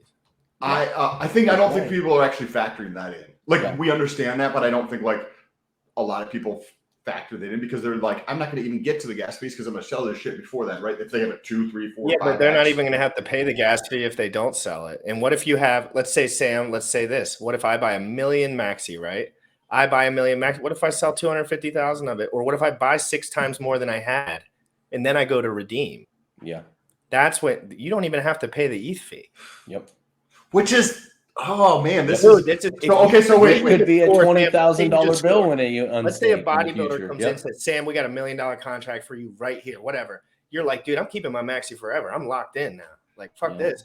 15 years later, you're like, oh, Jesus, Lord, have mercy. Like, no ETH fee? Like, what? And think about what ETH fees are going to be. What are ETH fees going to be? But so this is the fun part. I think they'll be lower. I think they'll be lower. It could be, but imagine we're at what 2 to 3% of the world population that owns crypto, and like proof of stake. It'll be proof of stake. Fully. But that's where we are now. What happens when that 2% of the population is 20% of the population? I don't think they're going to keep up with it personally. Dude, it's the funny thing is that if you look at the value of a network, who has their music playing or something? There's an echo, there's maybe it's a speaker or something coming through. So if you think about there's the implications too, guys, of the value of a network is exponential. The value of a network goes up exponentially based on its user base. So as you add one more person, it's not just a 1 + 1, it's a multiplier effect. It's Metcalfe's law. You go from 2% to, well, it's similar to Metcalfe's law, but you go from 2 to 20%. That's like a million X multiplier on the value of the network. Think about that, guys. It's not just an 18% like up, no, like it's not an 18%. It's like a magnitudes. Like, Yep. okay, now You guys got another 15 in you? I have 15. Dude, I work out, bro, and I eat. I watch my eating. I Yes. 16-hour fast every day. Like, dude, I'm here for another 100 years. Are you kidding me? Let's freaking go. I have to pee so bad because I'm a fasted little rabbit. I'll be right back. Okay. So I wanted to talk to you about the thing that I find super fascinating with Maxi, right? We got a copy of Maxi. By the way, guys, MCA is like, if you think of like somebody doing kind of like God's work, so to speak, is like what Big Pharma is doing to their best interest, MCA is doing for the crypto community. And we're trying to, it's more than just asset protection and making sure you don't lose everything when you get sued, or if you make you 20-something year olds make a bad marriage decision and they run off with half. Like this solution fixes that. It also minimizes your taxes. I won't say it gets rid of your taxes altogether. We do have solutions for that as well. It is international now, guys. This alpha. I'm going to tell you guys this right now. In fact, pretty soon, in the next 2 months, we're going to actually shut down all operations for taking on new customers in the United States to focus on the international branch. So if you guys have any questions or you guys want to get on board, now's the time to do it, guys, because we're booked out till August right now. But heading back to that, we didn't do a good job of the messaging, quite honestly. But we are literally trying to build these defensible positions, not just for Hex and the Richard Hart ecosystem, but for all of crypto space altogether. So that's why we needed this foundation built now, so that we can build upon it. You can't build a skyscraper on sand, guys. So we need this before some court cases go in the other direction. If we have court cases come out right now, guys, where the IRS is like, hey, this shit is this direction, and the people weren't as prepared as like people who are working with MCA, like that's detrimental, not just for that person who's losing that court case from a tax perspective or legal perspective. It's detrimental for you and me as we continue our progress. Because you will feel the ramifications of those decisions as they're being handed down. 100%. Okay, so back to the Maxi thing just 1 second, because I want to hear your thoughts. Yeah, let's do this. Let's do that. We have eMaxi, PMaxi. We have wrapped PMaxi, and we have wrapped eMaxi. Mm-hmm. That's going to be interesting, right? So if somebody bridges in Maxi from Ethereum, it's going to hold value, which is going to give PMaxi some type of value above zero. It's all right. Like if the ratio is too crazy, PMaxi is going to hold value because it's tied to the wrapped, but also assuming somebody creates a pair, which there probably will be a pair, even if liquidity is low. But there's also going to be, if the ratio was say 10-1, like wrapped eMaxi on Pulse, 10-1 relative to PMaxi. I'll take that trade because then I get 10 PMaxi that is tied to Hex, which I believe is going to be parity real quick. So here's my take on anything that's going to be bridged over. And I think Richard Hart believes this, but he won't as much come out and say it because it's a forward-looking price statement. That's why he won't say these things. And I've said this on my stream several times. It's been months because it's been 2 months since I actually streamed, since I'm just so busy with the things that we're building in the background. But I think everything's going to hit parity. And why wouldn't it? If you've got an arbitrage opportunity to make up the alpha between what's going on in the Ethereum chain versus what's going on the Pulse chain, I guarantee someone's going in there and saying, hey, at some point this is going to hit parity anyway because it's a useful protocol on both sides. It doesn't matter which one you interact with. The only difference is the gas fee and how fast it goes through. That's literally the only difference. I think you're going to have ARB bots and you're going to have day traders come in and say, man, this is trading at a 10% discount. I'll buy that 10% up right now. And then as the price appreciation goes up, I didn't just make whatever the gain is from that moment in time, but also the additional percentage points that I made by making that ARB trade.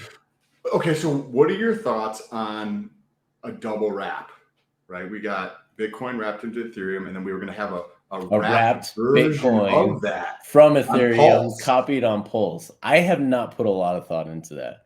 But what I'm wondering is, what I have wondered about is how are these bridges going to look at that? Because think about this. What if those bridges offer a wrapped, what if the REN BTC bridge decides, hey, there's value over on Pulse chain. Let's wrap it onto Pulse chain, Bitcoin onto Pulse chain, and not just Ethereum. Now, how does the bridging mechanism, how does the protocol handle bridged in Bitcoin from 2 different chains. And then is there an arbitrage opportunity with taking it to Ethereum, then to Pulse? Yeah, exactly. Because you're gonna have people bridge in wrapped Bitcoin, which is one. You're gonna have a copy of that, and then if you have another bridge, bring in wrapped, and then if they're on Pulse X and some type of you have a wrapped version on Pulse. Yeah. This is gonna be. I was doing some numbers the other day, and there's a ARB opportunity with Maxi.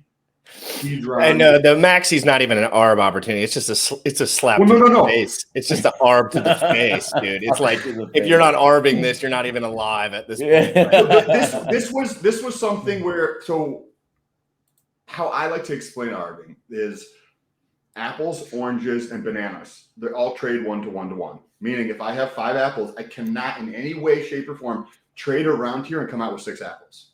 Yeah. When you ARB, if you have 5 apples and you go through 3 pairs or 4, or depending on how you structure it, you have 5 apples. You can put that into the system and come out with 6, 7 apples. It happens all the time. Yep. So why do you think there's so many sandwich bots out there that are arbing your trades and taking value from one pairing versus the other, and then applying it to another pairing, and then coming back around and buying more of the pairing that they initially started with? Wrapped Bitcoin duplicated onto Pulse is a confusing one. There's a lot of liquidity in that pair.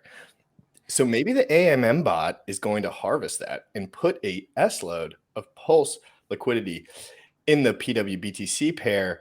My thoughts on that, I was thinking about that yesterday, actually, believe it or not. It's just like, I think that's awesome. It's because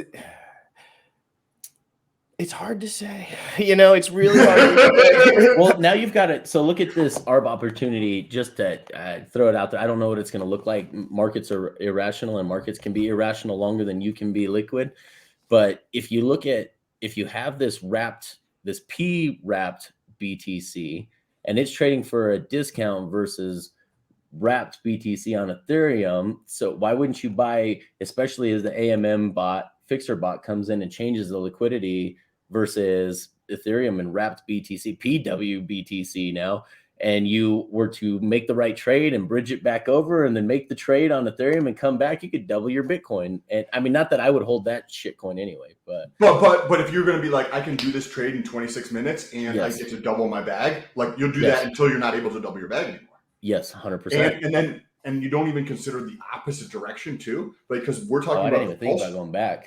Because what if you have a copy? That's where Sam's mind is like going. Like I think he's thinking about the back end of it, because you can only really think about the front end of it. So he knows people are going to have to neglect. And they're going to miss the other side of it. The back end, We're bringing that shit back on, because you're going to have this copy on Pulse. What if somebody's going to bridge this shit back over to Ethereum? Just numbers. Have crazy.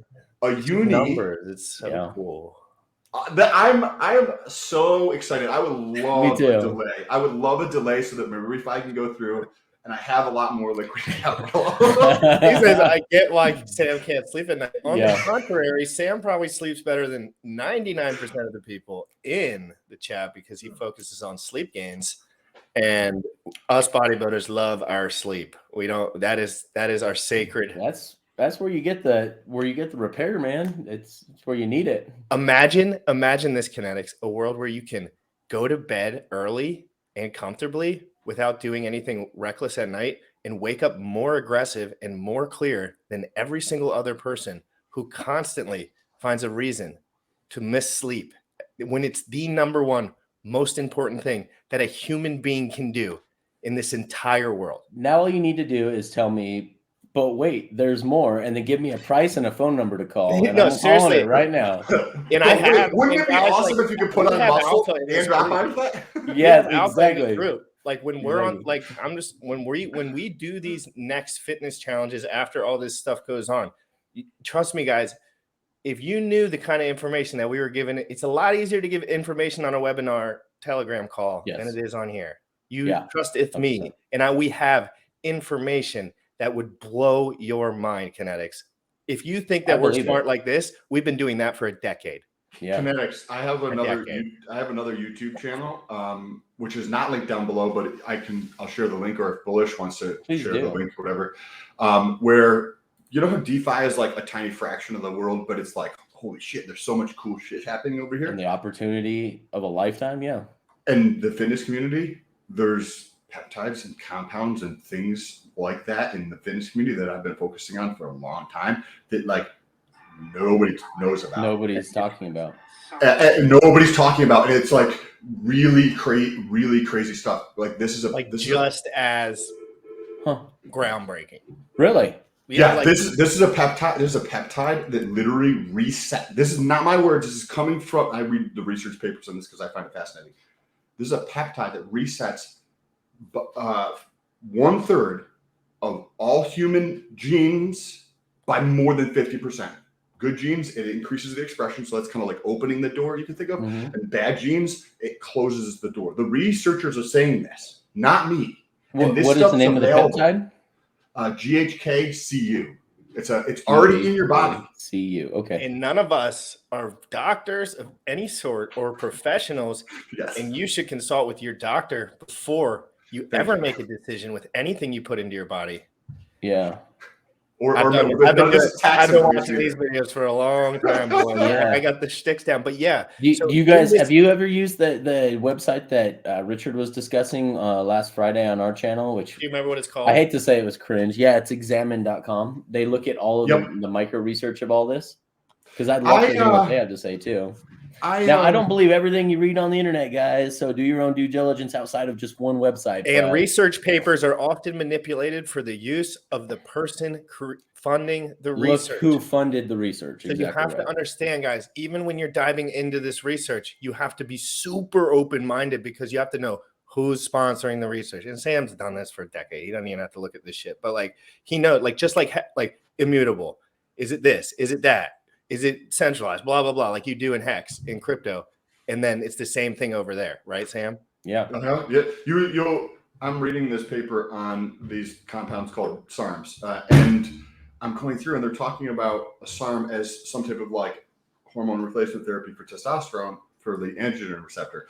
And you go through in the first like 2 or 3 paragraphs of a research paper, generally they set it up. So they're like, yeah, the current treatment, TRT, has all these issues, boom, boom, boom, boom, boom. And I'm reading through and I was like, damn, these like 7 or 12 researchers who all collaborated either don't know what they're talking about or they're purposely misleading.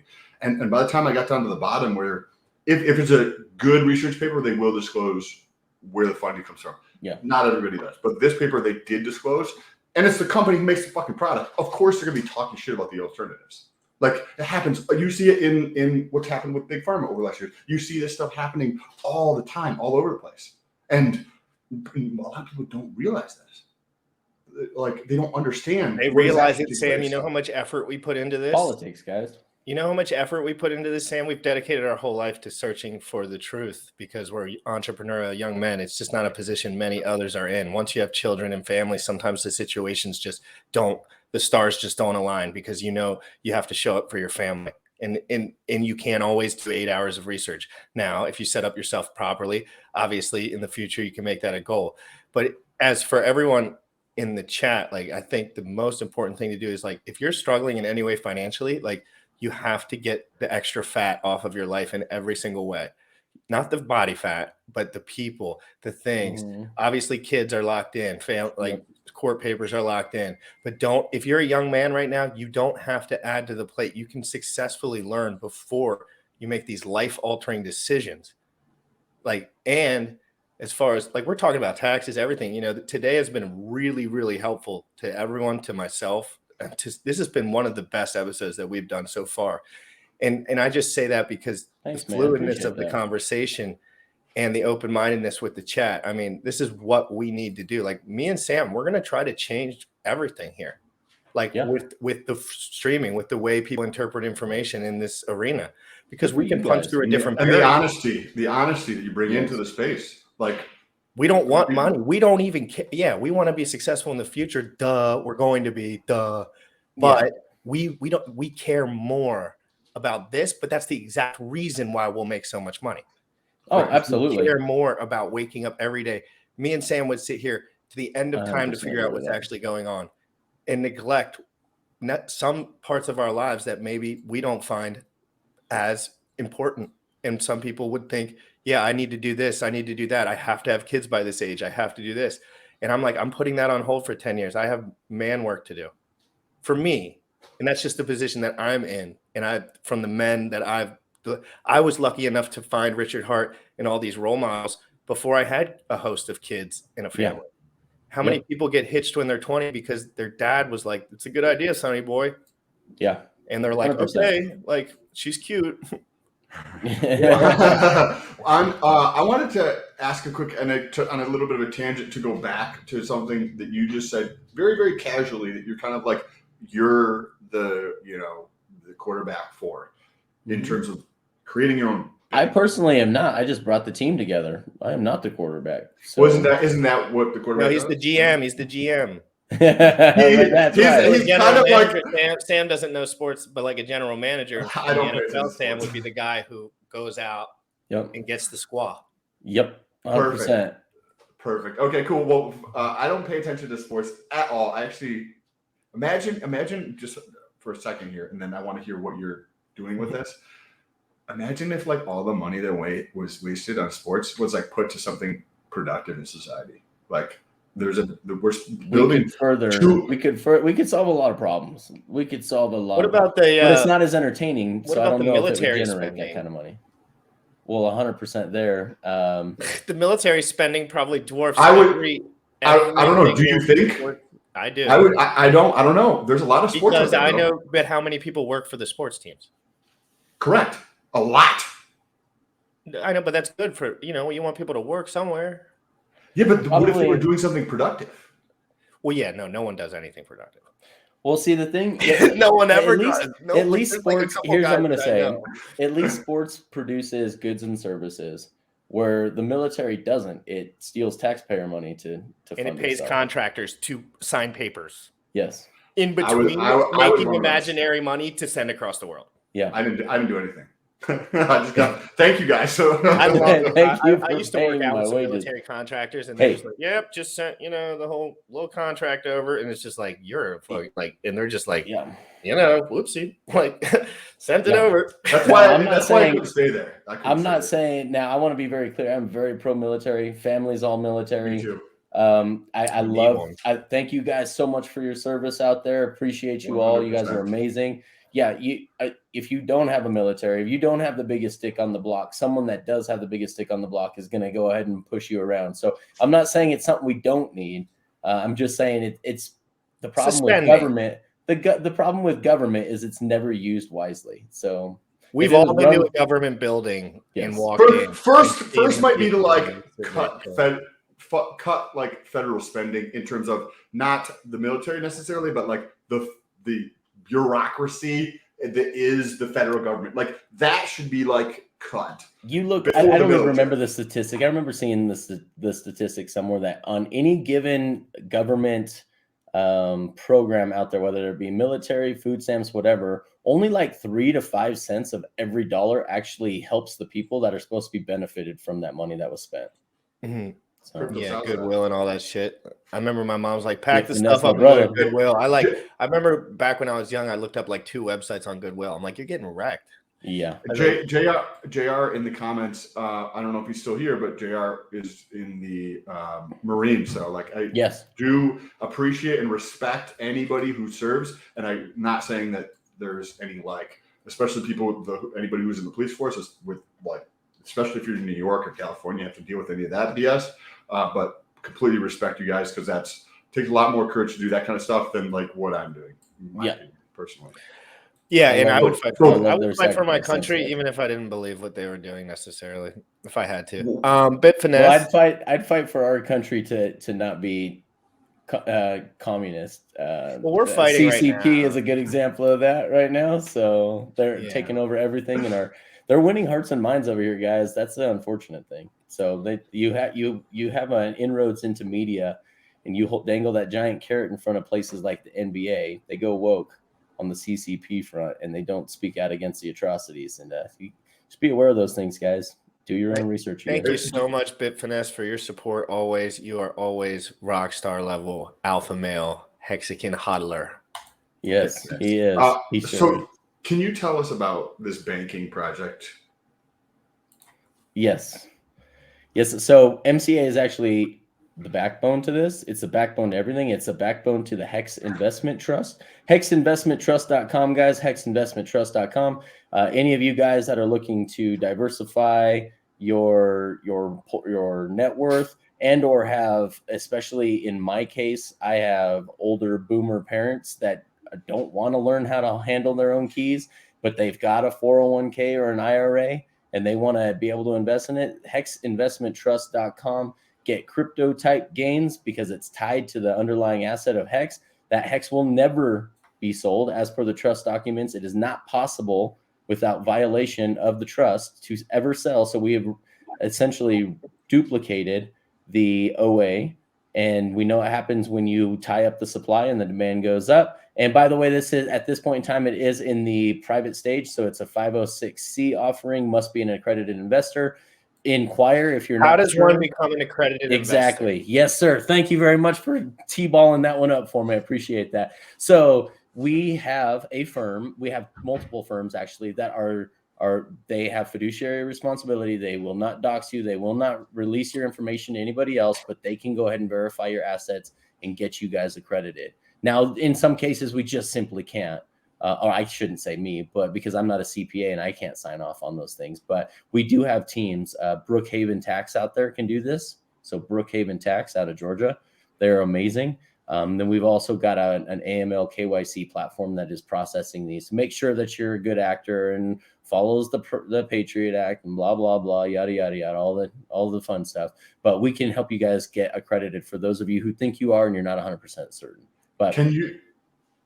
Is that what you mean when you say the banking project thing? No. So that's actually separate. So we are working at a state level to get a state charter, banking license for hard to bank industries that currently are being neglected by the federal banking cartels. So these states, they're very much loving talking with us because they know that the future, especially the younger, the ones that aren't asking how many digital coins will fit in a duffel bag. The younger politicians understand this is the wave of the future. These protocols are going to change everything. The way that Netflix changed the way we view movies and entertainment is going to be the same thing that DeFi and crypto does to the financial space. It's going to be a bigger disruptor because everything's bottom line comes down to the dollar, the almighty fiat or currency that you use to trade goods and services. So they understand that there's a lot of potential there. They want to be the first crypto-friendly state. The hard part is, and we had a politician tell us this, that laws don't typically come into view or into fruition unless you can name the felon. And that's the problem with crypto, is that it is very hard to pin down who is the person that broke these laws or did somebody wrong and hurt the retail public. So we're working very closely with these guys to help try to curb that argument and bring good actors into their economies. But some of these guys get the point that, hey, there's $2.5 trillion in digital assets right now as a full market cap of this system. It's going up and to the right. And if you can provide tax benefits and an ecosystem that's legislatively friendly in your state, how much of that money comes to your state? I'm living in Florida for tax reasons. Well, I love Florida, but also tax reasons is one of those reasons. I freaking love Santorum. But hey, I'm just going to throw that out there. So I just want to say your state is doing it right. And there's a reason why your economy is still strong while everyone else is struggling. You guys didn't fall for all the nonsense and the sheep acting like sheep over the last 2 years. And you guys get it. You're forward thinking with fiscal policy as well as being very crypto friendly. So. Yeah. What state is that? If you want to like let us know what state you're working on, that would be Wales. Tell me if I should let them know, man. So should I tell them all what up in state? the chat, active as could be. Wales. So great to see all you guys, by the way. Okay. I will tell you this: it's more than one state. We are actively engaging in more than one state right now. So that sounds like a fascinating project. Sam, get your suit and tie ready. Wales says We're going no. on the search. Don't say. Wales says no. No, I think he was answering a different question. He actually wanted you to tell us what states. No, he said no. He said no. So No, I know. I'm just fucking with him. So Seth Gersten, I like this. KNTX is the new Bobby Axelrod from Billions. I love that freaking movie. RG calls me Wags. So he calls me Wags on the phone all the time because I've pissed a lot of people off even within our own community because I know our value proposition and I'm not willing to lessen our value for people when we are negotiating. So because we know what we're bringing to the table. So we're unapologetic for knowing our value and not being and knowing that we hold the leverage. So I'm kind of an asshole when it comes to negotiations. So they call me Wags. I see the point here, but I also see the other side of this because a lot of people think this way. Strategic advantage is to never be given away, right? So I see how a lot of people think about that, but I also see that the community is the most valuable thing out there. And you don't realize that until you start working with the community. And but we don't want bad actors front running. No, correct. We've made a lot of it very soon, guys. We'll be able to tell you a lot more details on these things. When you're Just ready, know that they're being happened. Yeah, and we've talked about this, and Jay and Wales have talked about it on Wales's channel too. That you don't want to destroy these relationships by revealing them before you've courted. You know what I mean? So you want to solidify these things, make sure we're on common ground, make sure we're going to be good business partners together, make sure we have the same goals in mind and that we're aligned on principles and ethics. So, and because you're getting into politics, you got to make sure that the ethics have to stand above all else, guys. If there's one thing Hold that on this community one second, is good guys.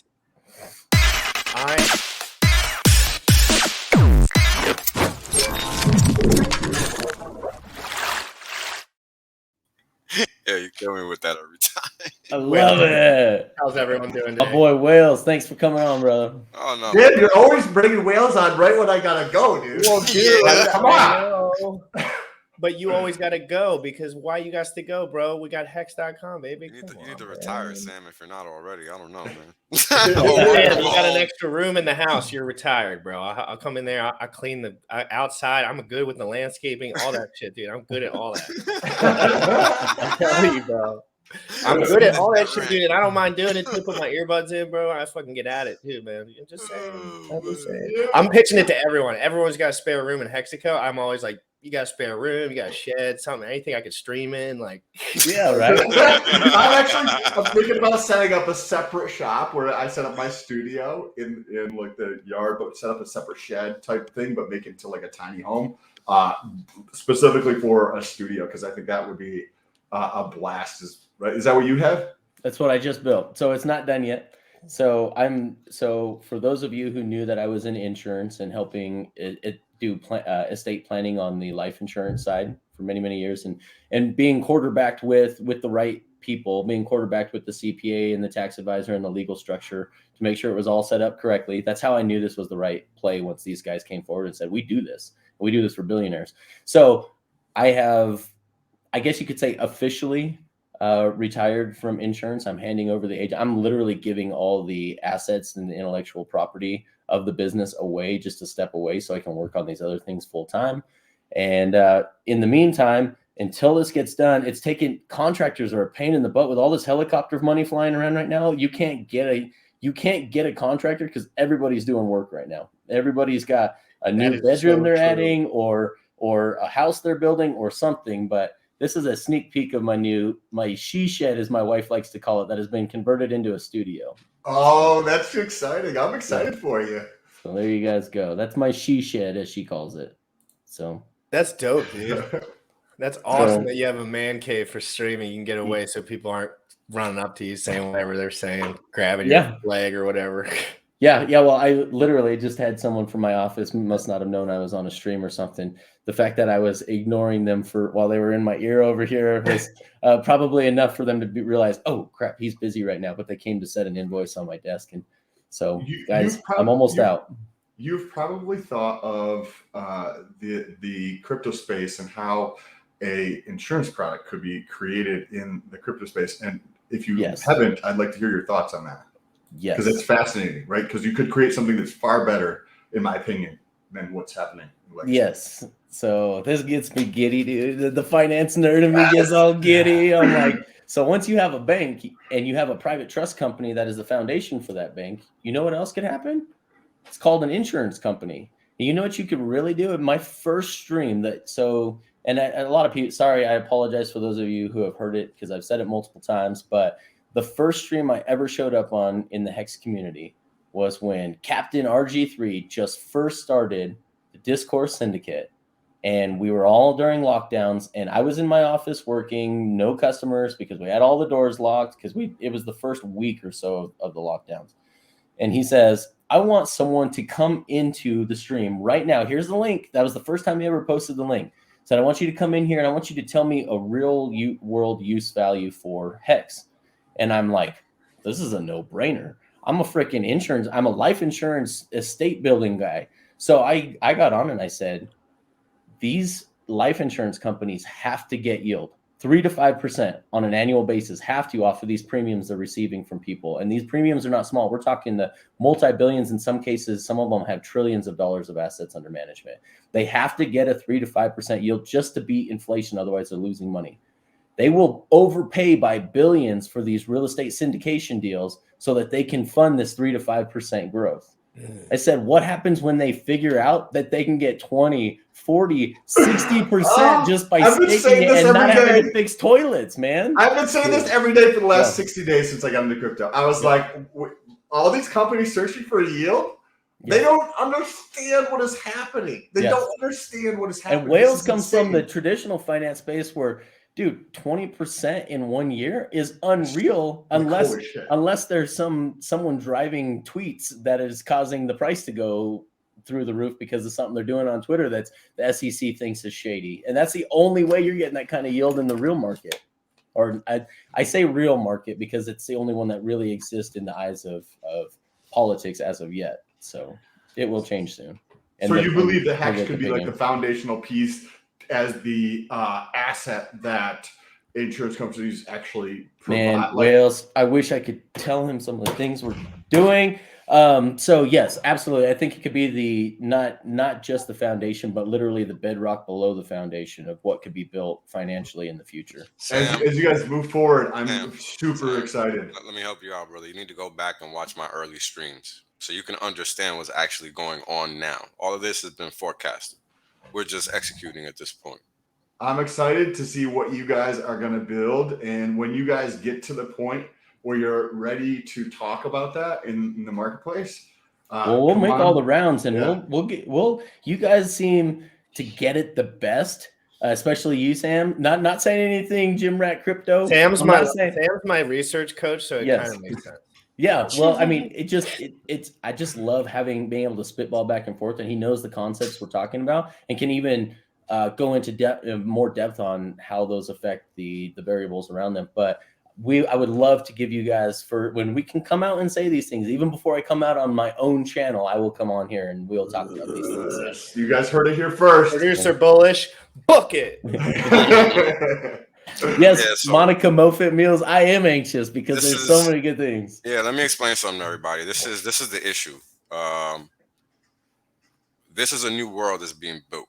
So we can't be on here talking about what we're doing because we're giving away our competitive advantage, not just because we're doing it, but as a community. Yeah, we're not worried about Hexicans front running us or being no. That's as long as they have the same principles and morals as us, we're cool with that. But there's bad actors that want to front run us, guys. Right. So our concern is mostly with people out there that are going to try to get in our way from accomplishing our goals, and we can't have that. So strategic advantage is number one priority, not informing you of what you don't need to know because it doesn't matter. Because at the end of the day, if you know who's talking to you on the screen right now, then you understand what's going on. I see that as like there's also a strategic advantage on the opposite side of that. I understand that a lot of people go that way, and there's certain people who like don't want to be associated with things from a relationship. I see it your way, there's a gigantic strategic advantage from the opposite way. But I understand people, there's been done a certain way for a long time. Like people are like, I don't want to be associated with shit. Yeah, completely get that. But I think there's a gigantic, like that not enough people are using in the other direction in like just being 100% like, boom, this is where we're going because it creates so much value that the community pushes into you that you don't like. You know what I mean? We do. We totally. That's why we struggle with this, because I want to tell you guys everything. But And here's Wales the is always thing. like, Here's the thing, Sam. KNTX, stop it. We've already talked about this. It's nothing. We don't have to paint the picture. We've already given you the outline. It's up to you to fill in the color, because what's happening is already what's going to happen. It's just. But that's like the sack faces that don't have any details, right? Yeah. No. You know. No. It's not. Because I mean, it's just point of view, right? Like no, I see it as just like a sack face without negative, details. because you're either building or you're just a spectator. So you. I mean, if I talk to somebody and they don't give me details, bro, that's a you sack gotta face. understand what's Details. going on. When Amazon was being built, Jeff Bezos wasn't telling you shit. He probably was telling everybody that would listen. Investors only, bro. They weren't telling you shit because you were not a public. You were I not involved. bet he was telling everybody. Could you imagine how much bigger Amazon would be? Just for a second, play this out mentally. Imagine the size of Amazon's empire if Jeff had a daily vlog talking about his business. It would be fucking way bigger than it is today. No doubt. No doubt. You think so? I highly disagree. Well, I mean, putting yourself at a disadvantage by putting your thoughts, your future moves, your tactics out there. It makes no sense. Yeah, what if someone with way more resources? What if someone with way more? What if I had an amazing idea, me, Jim Ray, and I asked a couple of my friends, I don't have enough economic energy to really capitalize on much of an idea at this moment, right? Now listen, but like if I said this dope idea and KNTX and Wales were like, dude, he can't even play on that. Like, let's just do it. That's 99% of people. And Wales is like, hey, have you watched the videos? No, like I don't have time. I have other I don't watch anybody else's shit. Like I don't watch anybody else's shit. But that's because you're studying in your free time. If you weren't studying in your free time, you would just be watching stuff and doing whatever else you were doing. So here, like to the Wales's point, right? He's like, oh, somebody else is going to steal my shit. Bro, the people who are going to steal your shit are not going to be watching. Like they're doing their own thing.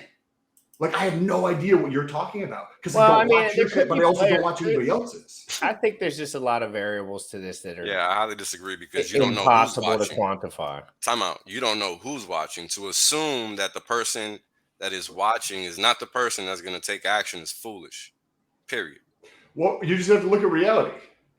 Yet reality is keeping your cards close to your chest, so you always have the competitive There's a advantage. reason Everybody has like a different point of view. Yeah, but Sam, let's play think poker, about this. Sam, and give me your freaking deck while you're at it. And then Thanks. tell me what cards you hold. Bro. Shit makes no sense, man. Yeah, I wouldn't spill my beans. To be honest, naturally, I wouldn't spill my beans with these guys. Let's guys in general, not these two. I disagree. Yeah, it makes no sense. Not these two, but like in general, if I had an idea in the position that I'm in right now, I would have to keep it close to my chest, in my opinion. Well, think about we people. Feel that way too, right? There's a large quantity of people in the world, right?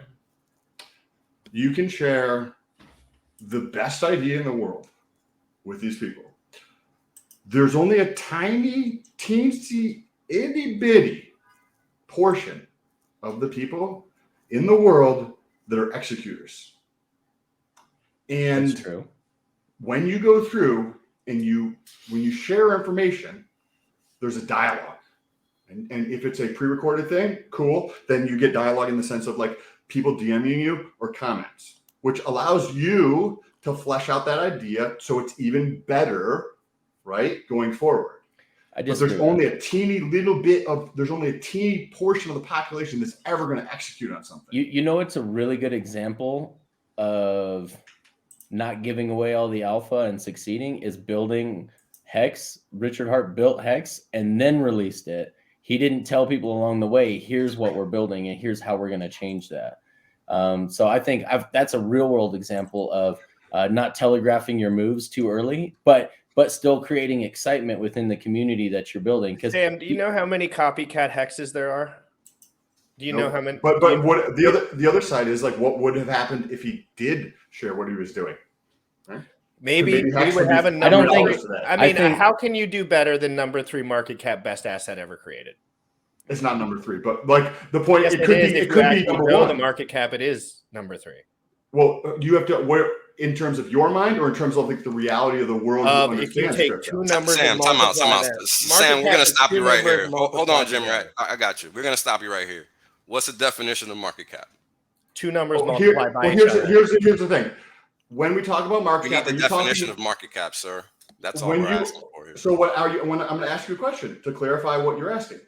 When you're talking about market cap, are you talking about the market cap that you define of some numbers that you choose, or are you talking about the market cap that the broader market chooses as a market cap? Because they're going to be different, and in that nuance is what we're talking about. I'm talking And about if you don't circulating see that, actual circulating if you don't supply. see that, I'm talking if about you don't actual see that- circulating supply, and the actual circulating supply puts Hex right below Ethereum. So, That's a fact, are not an you're opinion. talking about your definition is different. No, than I am market talking cap. the actual definition, Sam, not the one that you want to make up on like right now. The actual definition. So you're living in a different world, whether Than you who? recognize it or not. Then who? Then who though? Sam. Then Then who? go. Sam, I'm gonna ask you this Listen. No, I want to know. Go I want to to- know this. I want to know this, Sam. Now you're Who just is he wrong, living in bro. a different reality then? Go. So let's take the top 10 coin ranking market cap sites. Why do you think a coin market cap site matters? Because it doesn't. A I'll coin get ranking site actually doesn't I'll matter. get to the point. I'll get to the point in a second, and then you can see. Crypto, that's So actually look at that's not an look actual at reality.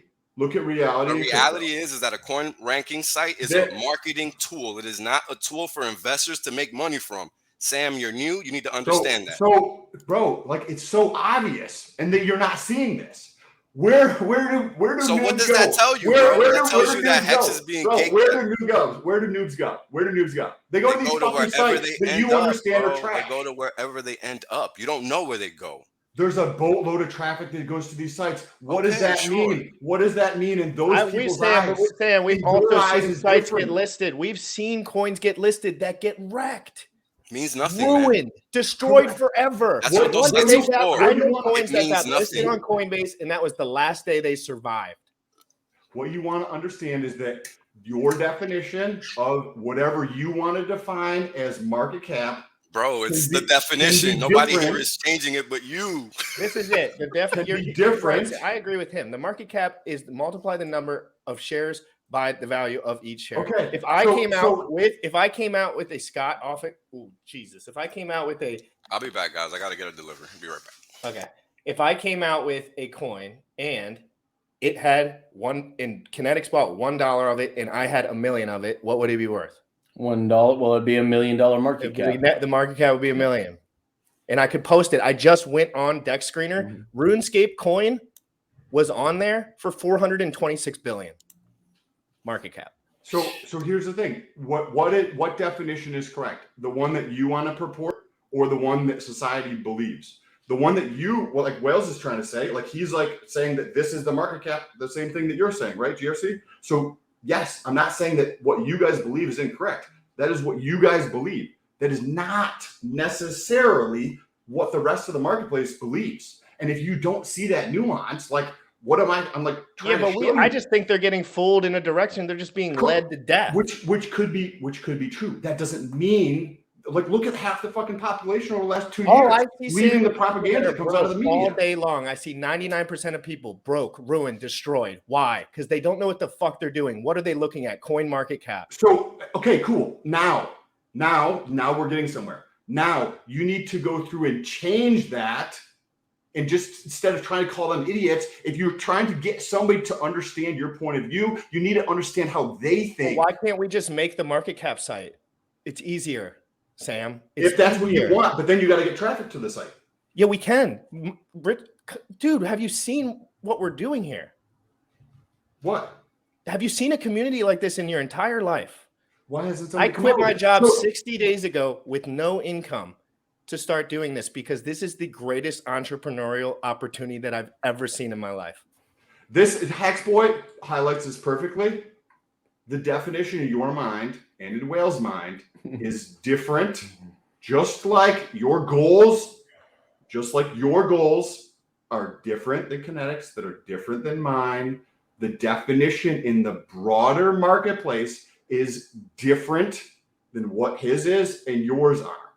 That's it. If people can't understand the fucking nuance around that, like you have to be pretty fucking dense. Like, it's just reality. Like, the same thing happens with fitness. Yeah, dude. it's reality, but I just yeah, like I understand what you're saying from the social perspective. Like it's clear, like we understand, but at the same time, all we're doing is winning and everyone else is losing. So we really don't care because we're gonna have so much fucking money in I 5 agree. years that I we will agree. make the rules. I Period. agree. But there's that nuance where we need to bridge that gap between those two things so that we can understand how those other people are thinking to bring them on board. That's why we have these streamers, man. It's education. It's education. Yes. And I like your crossover between the fitness industry and bringing crypto or bringing the crypto to the weightlifting community. I think that's great. I think that's what we need to do. So I want to throw this out here right now, guys. So I will be at the Collective from the 12th to the 15th with Funding Jim, Gary. I am going to be, it's my turn. So RG3 captain has got to meet these guys several times. I get to meet Robert Kiyosaki, Ken McElroy, George Gammon, Rollo Tomasi. I get to meet all these guys. It's my turn to meet these guys. So I'm going to roll in and be doing some networking because here's the deal. MCA, going back to MCA, since this is originally what it started at, MCA is a tool to onboard those people too, guys. So it's not just a way for Hexicans to and Poseidons to responsibly cash out and set up another stream of income where they don't have to sell crypto in the future and then protect their assets and take tax benefits and things of that nature too. But it's also a way for us to help the money flow back into, yes, thank you, mountainCryptoAdvisors.com. It's help the wealthy come into crypto because these guys get it. They've seen so many scams, and the only thing that they feel comfortable talking about right now is Bitcoin. But we know you don't see Ray Kurzweil, the technologist, talking about VCR tapes anymore. So we need to evolve, and we need to evolve within that personal finance space. So while you guys are talking to the weightlifting crowd, and you guys can talk that speak, you know that industry inside and out. And I'm a recreational lifter, and for health purposes, I'm not into it the way you guys do. I don't have that knowledge, but I do have an interest and I do have a knowledge in the legacy finance space with the personal finance side that I need to be branching out to those guys. Those of you who are into cars, you need to be wrapping your cars and getting in front of the guys that build custom cars on YouTube and have millions of followers. Those of you who like watches, those of you guys, there's different industries where there's money and there's moneyed interests that we need to be reaching out to with this newfound education so that we can change that. I've been trying to get to this guy. I've been trying to get to this guy for about a month now. He's got 590,000 Instagram followers. He has one of the biggest grassroots fitness communities. He kind of wanted me to do his affiliate program. I was talking to his affiliates. I didn't really want to do it. I just wanted to talk to him. Yeah. So I was kind of like doing all and I was like, look at my site. And I've gotten a few responses, but as we get bigger, it's just like, I'm just going to keep spamming him. So, yep. KNTX, when I love your point. And how do you get those people in legacy? You have to understand how they think, right? 100%. Yes. So KNTX understands you have to understand how the other person talks, how they think, the vernacular they use in order to be able to connect with them. That means that their definitions on shit is going to be different than your definitions of shit. Yes. And that doesn't mean that you're wrong and they're right. They just have different definitions. And in those subtle details is where the gold is. Because you can't connect with somebody unless you're like talking the same language. If somebody tries to come up and talk to me in Mandarin, I don't know what that means. Don't know what you're saying, or what they're saying. Absolutely. Bullish says if anyone has hobbies but needs content creation ideas, reach out to me. I can help you. Bullish is solid. It's the first time I've ever heard his voice. Honestly, was in the green room. Bullish, get your butt on here right now and say what's up. But he's solid. He is a solid dude. I've seen him in the chats for a long time, and I know the guy's solid. So listen for any kind of advice that Bullish OX can give you to help create content and bring more people back into crypto. So I appreciate those kind words, and to just add on to your sentiment, that was one of the reasons I was so behind like Sam and Gym Rat, because they have a niche, just like you said, in the fitness community. And the fitness community, because I have some prior experience working with females in the fitness community. I understand the impact that it has, because one thing about people in fitness is that they're disciplined. Once they get into it, they're disciplined. And that's 100%. The best audience you can get. That's the best audience you can get to activate on either actions Smart. or monetary, you know, whatever it is, but you can get people in the fitness community to take action because they're already accustomed to taking action. Yep. So those are one of the reasons. And, you know, I've been working with a few people behind the scenes. So thank you for that. But like literally anyone who has a current hobby, I don't care what it is, video games, you're into streaming, you're a webcam girl, I don't care what it is. If you have a hobby, there is a way to onboard people and to tap into If that you're a niche webcam market. girl, just bypass him straight to the gym rat. I get into I'm the middleman for that. It's inside stuff, girls. You know. And there's a way to essentially tap into that niche audience and use that as a way to onboard people onto crypto the same way that Sam and Jim are doing every day. Well, Dude, you align your principles, you align your goals, you align your knowledge, and you want the same things in life. It's once you guys connect with someone in the niche or the hobby that you're already into, then the rest is easy because you can build a relationship off of that, a relationship of trust, and then you can show them, hey, look, there's something better over here. You know that thing that you're doing, that's cool, but check this out over here. Yes. KNTX. Whales, Bullish is awesome, by the way. Like 100% agree with that. You're awesome, dude. Thank you. Appreciate all the help with everything behind the scenes. I know GRC also mentions that to me when we're just talking without you on the line, how much he appreciates the help with everything. So yes, definitely give us a bicep in the chat for Bullish. I have to run. KNTX, it's been awesome chatting. I love what you guys are doing. This is awesome. I wish you guys tons and tons of success. This is fantastic. Wales, thanks for coming on, brother. I know we butt heads, but I think a lot of people enjoy that. So thank you for that awesome content. GRC, we will talk soon. If you guys enjoyed the content, jump down below. There's a link there for Twitter. I'm having a contest with Motley.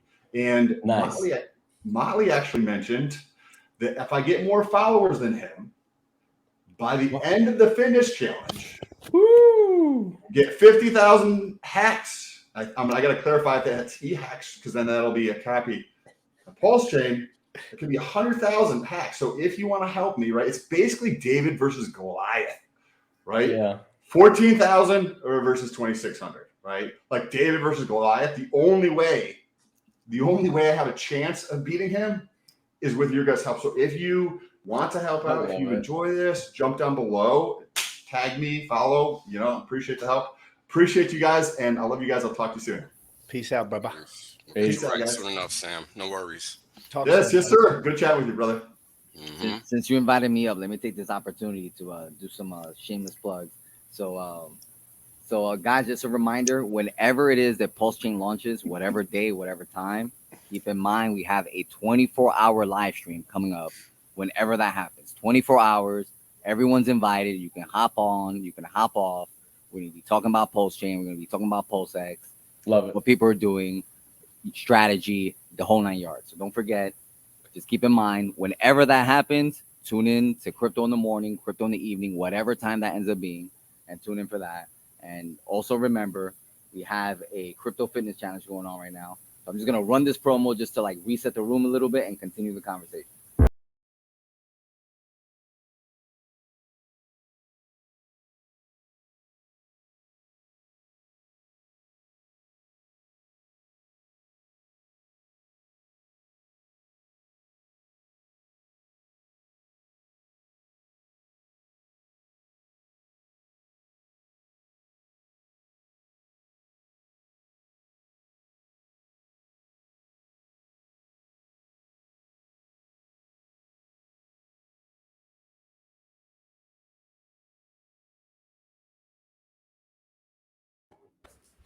Love it. That's badass. Hey, GRC, can you pull up Ross Hex's comment? He cracks me up. Oh, that's stinky. I went into my lair for a few minutes. So I think this is the best way for him to win. Sorry, everybody to unfollow Motley. Yeah, I'm always telling Sam, I'm like, do you realize that everyone here follows Motley? And he's like, yeah, we're gonna have to get him to unfollow Motley somehow. And I'm like, yeah, that's pretty funny. I love it. So I wanted to talk a little bit about what can, and Wales is going to love this. What can legislation do? Not us necessarily. Like, right? Like, what is possible for them? Like, if they wanted to, if they wanted to nuke or try or do whatever they could to mess up the legislation within crypto, how far can they go? You want to take that? Or you want me to take it? Well, you sounded like you were already on it, so I apologize. I was just waiting on you. No worries. They can't do much, right? It depends, and this is this is a problem that Sam actually has. He doesn't realize that when you're walking into a room, when we go to college, we don't go to college with our thoughts and think that they are the ones that matter, right? No, they don't fucking matter. When you go to grad school, what you learn in college doesn't fucking matter. You better know something that you learned from college, but when you get to that next level, you got to acquiesce to how they do things. It's not what you want to do, but what's happening. What's happening is that you have all these bad actors thinking that they can come and change the definition of words. That's what's literally happening within the promise coin space. So what does that mean? Well, the noobs are coming in and they're finding the bullshit. That's what they're finding. They're not finding the right education. They're finding the bullshit. So guess what? It's on us to rectify that. It's not on us to find quote unquote common ground. There's no common ground there to be had because they're being misinformed. Well, they're believing it. They're being misinformed. It doesn't matter that they believe it. They're being misinformed. Yeah, you're right. What happens? You're right. They get fucking wrecked. It's right in their face. That's what happens. Just like you were saying. Yeah. Look at all those coins where these people get wrecked and they're the ones put on the coin ranking sites. So again, that's not the solution. The solution is educating people the right way. Why does crypto exist in the first place? It's clear to me that Sam does not even know that. And that's the problem. You got to know what's going on here. You don't come in here with your thoughts and think that they're correct because that's not what's going on here. Everybody has to come here and learn what the hell is going on here. Just like I had to. Mm-hmm. Richard had to. Everybody has to. It's just very intimate detail. It's very intimate. That's the name of the game. Learn what the hell is going on or get left behind. Because what happens? People invest in hex copycat coins and they get wrecked. That's what happens. And I wanted to highlight that too, because I don't mention the copycat coins by name necessarily. No, me too. Everybody knows they exist. Yeah, I just, I didn't know how much people know. I do my digging in my due diligence. Yeah, that's fine. We don't mention them because we don't want people looking at them, right? We don't want people getting wrecked. And this is why we use the correct terminology, not the incorrect terminology. We want people learning the right things because how do we onboard people into crypto? Because crypto does not exist outside of our ecosystem. And that's another thing that most people do not grasp. It's a very, very nuanced reality, but that's a fact. Just because others do not perceive it as such does not make it true. So the reality is that the diplomacy only works when two sides are willing to hear each other, not just one. So we're already here. We're already ahead of the game. Everybody has to catch up to us. We don't have to go down to their level. That's wrong. It's great. It feels great though, Wales, doesn't it? Come on. Hey, man. But this is the point. You either swim or you sink. It feels so good, man. I had to swim. Everybody has this. Look at you. You're doing it in real time. Now, and here's the thing you got to understand. The majority of the community already understands all the things that are being relayed. A lot of people are entering now and they're being new. They're new people. It's on you, new streamers, to inform them correctly, not misinform them. And that's the problem I have with Sam's approach. There's nothing wrong with not knowing. There's something wrong with staying ignorant, though. And there's a couple concepts. Okay. There's a couple concepts that Hexicans know, like breathing, and because we've been told over and over again, and it's just the way the facts. It just happens to be the facts, but we've also been told over and over again. Nobody's bending on market cap over here. We had a big issue with that. That's never going to change. Market cap is market cap. Nobody can change that. I totally agree with the market cap point. I don't care what anyone says. Richard said it. It's the truth. These sites are absolutely corrupt. Yes. To the core. They're funneling sites, man. They're telemarketing funnel. They're basically telemarketing funneling sites now, just for crypto. People are so stupid, Wales. Yeah, that's Dude, all. why don't they just be like, I want to succeed, so maybe I should bypass this information? Like, let me go right to where. Let me go right into Reg City again. That's what people opt to do instead. And then people try to justify that, and that's the problem. We cannot continue to justify that shit. Because what happens? People are coming into this space with their whole fucking life savings or whatever little bit that they have, because it's 2022 and the dollar is worth nothing. I mean, everybody's walking the high wire financially right now. If they're not in crypto, that's what they're doing. And they don't know it. Biden said yesterday that it was a great time to be a consumer. Live. Sure it is. In other words, we need you guys to spend your money and stop saving it because our GDP is shit right now. That's what that means. No, this is what this exact verbiage. The citizens are in a good position, like the consumers are in a very good position right now. And I was just like, dude, because you got to know what their plan is. They need government spending. They need spending. They need GDP to go up because they've got midterms coming up, and they need to look good on the economic scale because that sways political opinion more than anything. Is how well are you able to put food on the table and keep the roof over your kids' heads? That's really what people vote for when they go. The people that actually do participate in the voting system, not the dead people that vote on the Democrat ticket, but the actual people that care about voting. That's what happens is the economy strong or not? And they need that GDP to go up. And it's like, Biden, how disconnected from reality are you that you would say that? Because I get what you're trying to do and what you're trying to stimulate, but inflation is a son of a gun. Nothing is affordable right now. So nobody's in an actual good position to be spending anything right now. Everyone's hiding in their fucking houses. Yes. You fucking retard old dude. Yeah. Dumb fuck. I'm hiding in my house because every time I leave, you take my money. Yep. So I have to, because I have to position myself now or I'm in trouble. Yep. Period. Yep. Now why is this happening? Right? This is the thing that nobody wants to address. And this is my biggest issue. This is what I am literally addressing every time I open my mouth. This is happening because people are uneducated with respect to money. They are uneducated with respect to vocabulary because they don't even understand that inflation is a tax. And yet they're here listening to some clown tell them that they're positioned accordingly to spend their money. No, you don't even understand what he's telling you. What he's telling you is that you're wrecked, and that's exactly what he wanted. That's what he intended. In fact, he's been saying it since he got into office. What's the first thing that he did? Shut down crude oil pipelines. Yeah. First thing. And initiated inflation. He pulled the ripcord on it. Because up until that point in time, the U.S. was what? Energy independent. Yep. As soon as he shut those pipelines down, what happened? Well, we had to import petroleum products. From someone we're supposedly supposed to have sanctions on right now.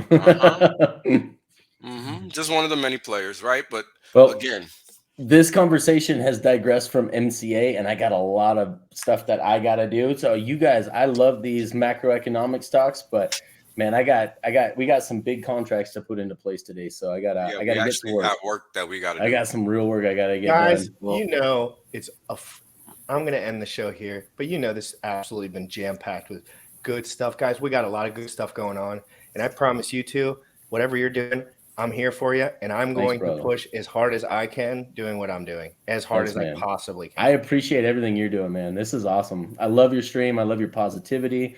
I love the way that you just are able to bring everybody in the community together, regardless of how decisive and how much they can fight amongst each other on just small things. And because honestly, a lot of these things don't matter. And we can argue the tax code and we can argue about loans and all that. The fact is we're on the same team and we really want the same things. We're all advocating for the freedom that can be provided to humanity through crypto and the relationship between man and its government, how it can be changed. So we all want those same things, guys. So I appreciate you being the I don't know what would be the right voice, man. You're the magnet, man. You're the magnet. This is what for I've it. done in my own life. I never had education. I never had anything. I learned how to deal with people. I learned That's a skill.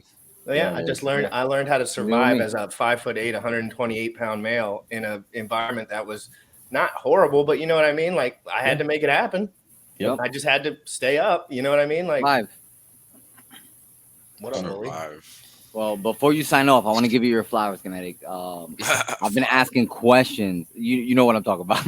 But, I want to give you your flowers because you too, you're part of this as well. But I want to give you your flowers because all week, and Jim Rat knows, all week I've been asking the questions regarding crypto loans and tax implications and stuff like that. Because like I'm a firm believer. I feel it coming, so I'm trying to prepare. And in one sentence, you answered all my questions basically. So Thanks, man. I want to thank you for that. I know this is the first time we're meeting. And Wales, I know we have a lot of green room talk. I appreciate you. I appreciate everything you're doing on the legacy side. You're helping everyone pump their bags, and no one should take that for granted. No one should take that for granted. I'm jacked up like a spider monkey, guys. Love it. Well, thank you so much. KNTX, thank you so much. Thank you, sir. Always a pleasure. It's going to be a beautiful. I think we're going to win this, guys. I really do. I think we're going to win this. It's going to be absolutely legit. We are. I'm going to tell you something. I'm going to tell you guys something before we go. I am not giving people a choice. That's why I do not ever submit to misinformation. I don't care what the reason is. End of discussion. Guys, have a wonderful day. Wales done told you.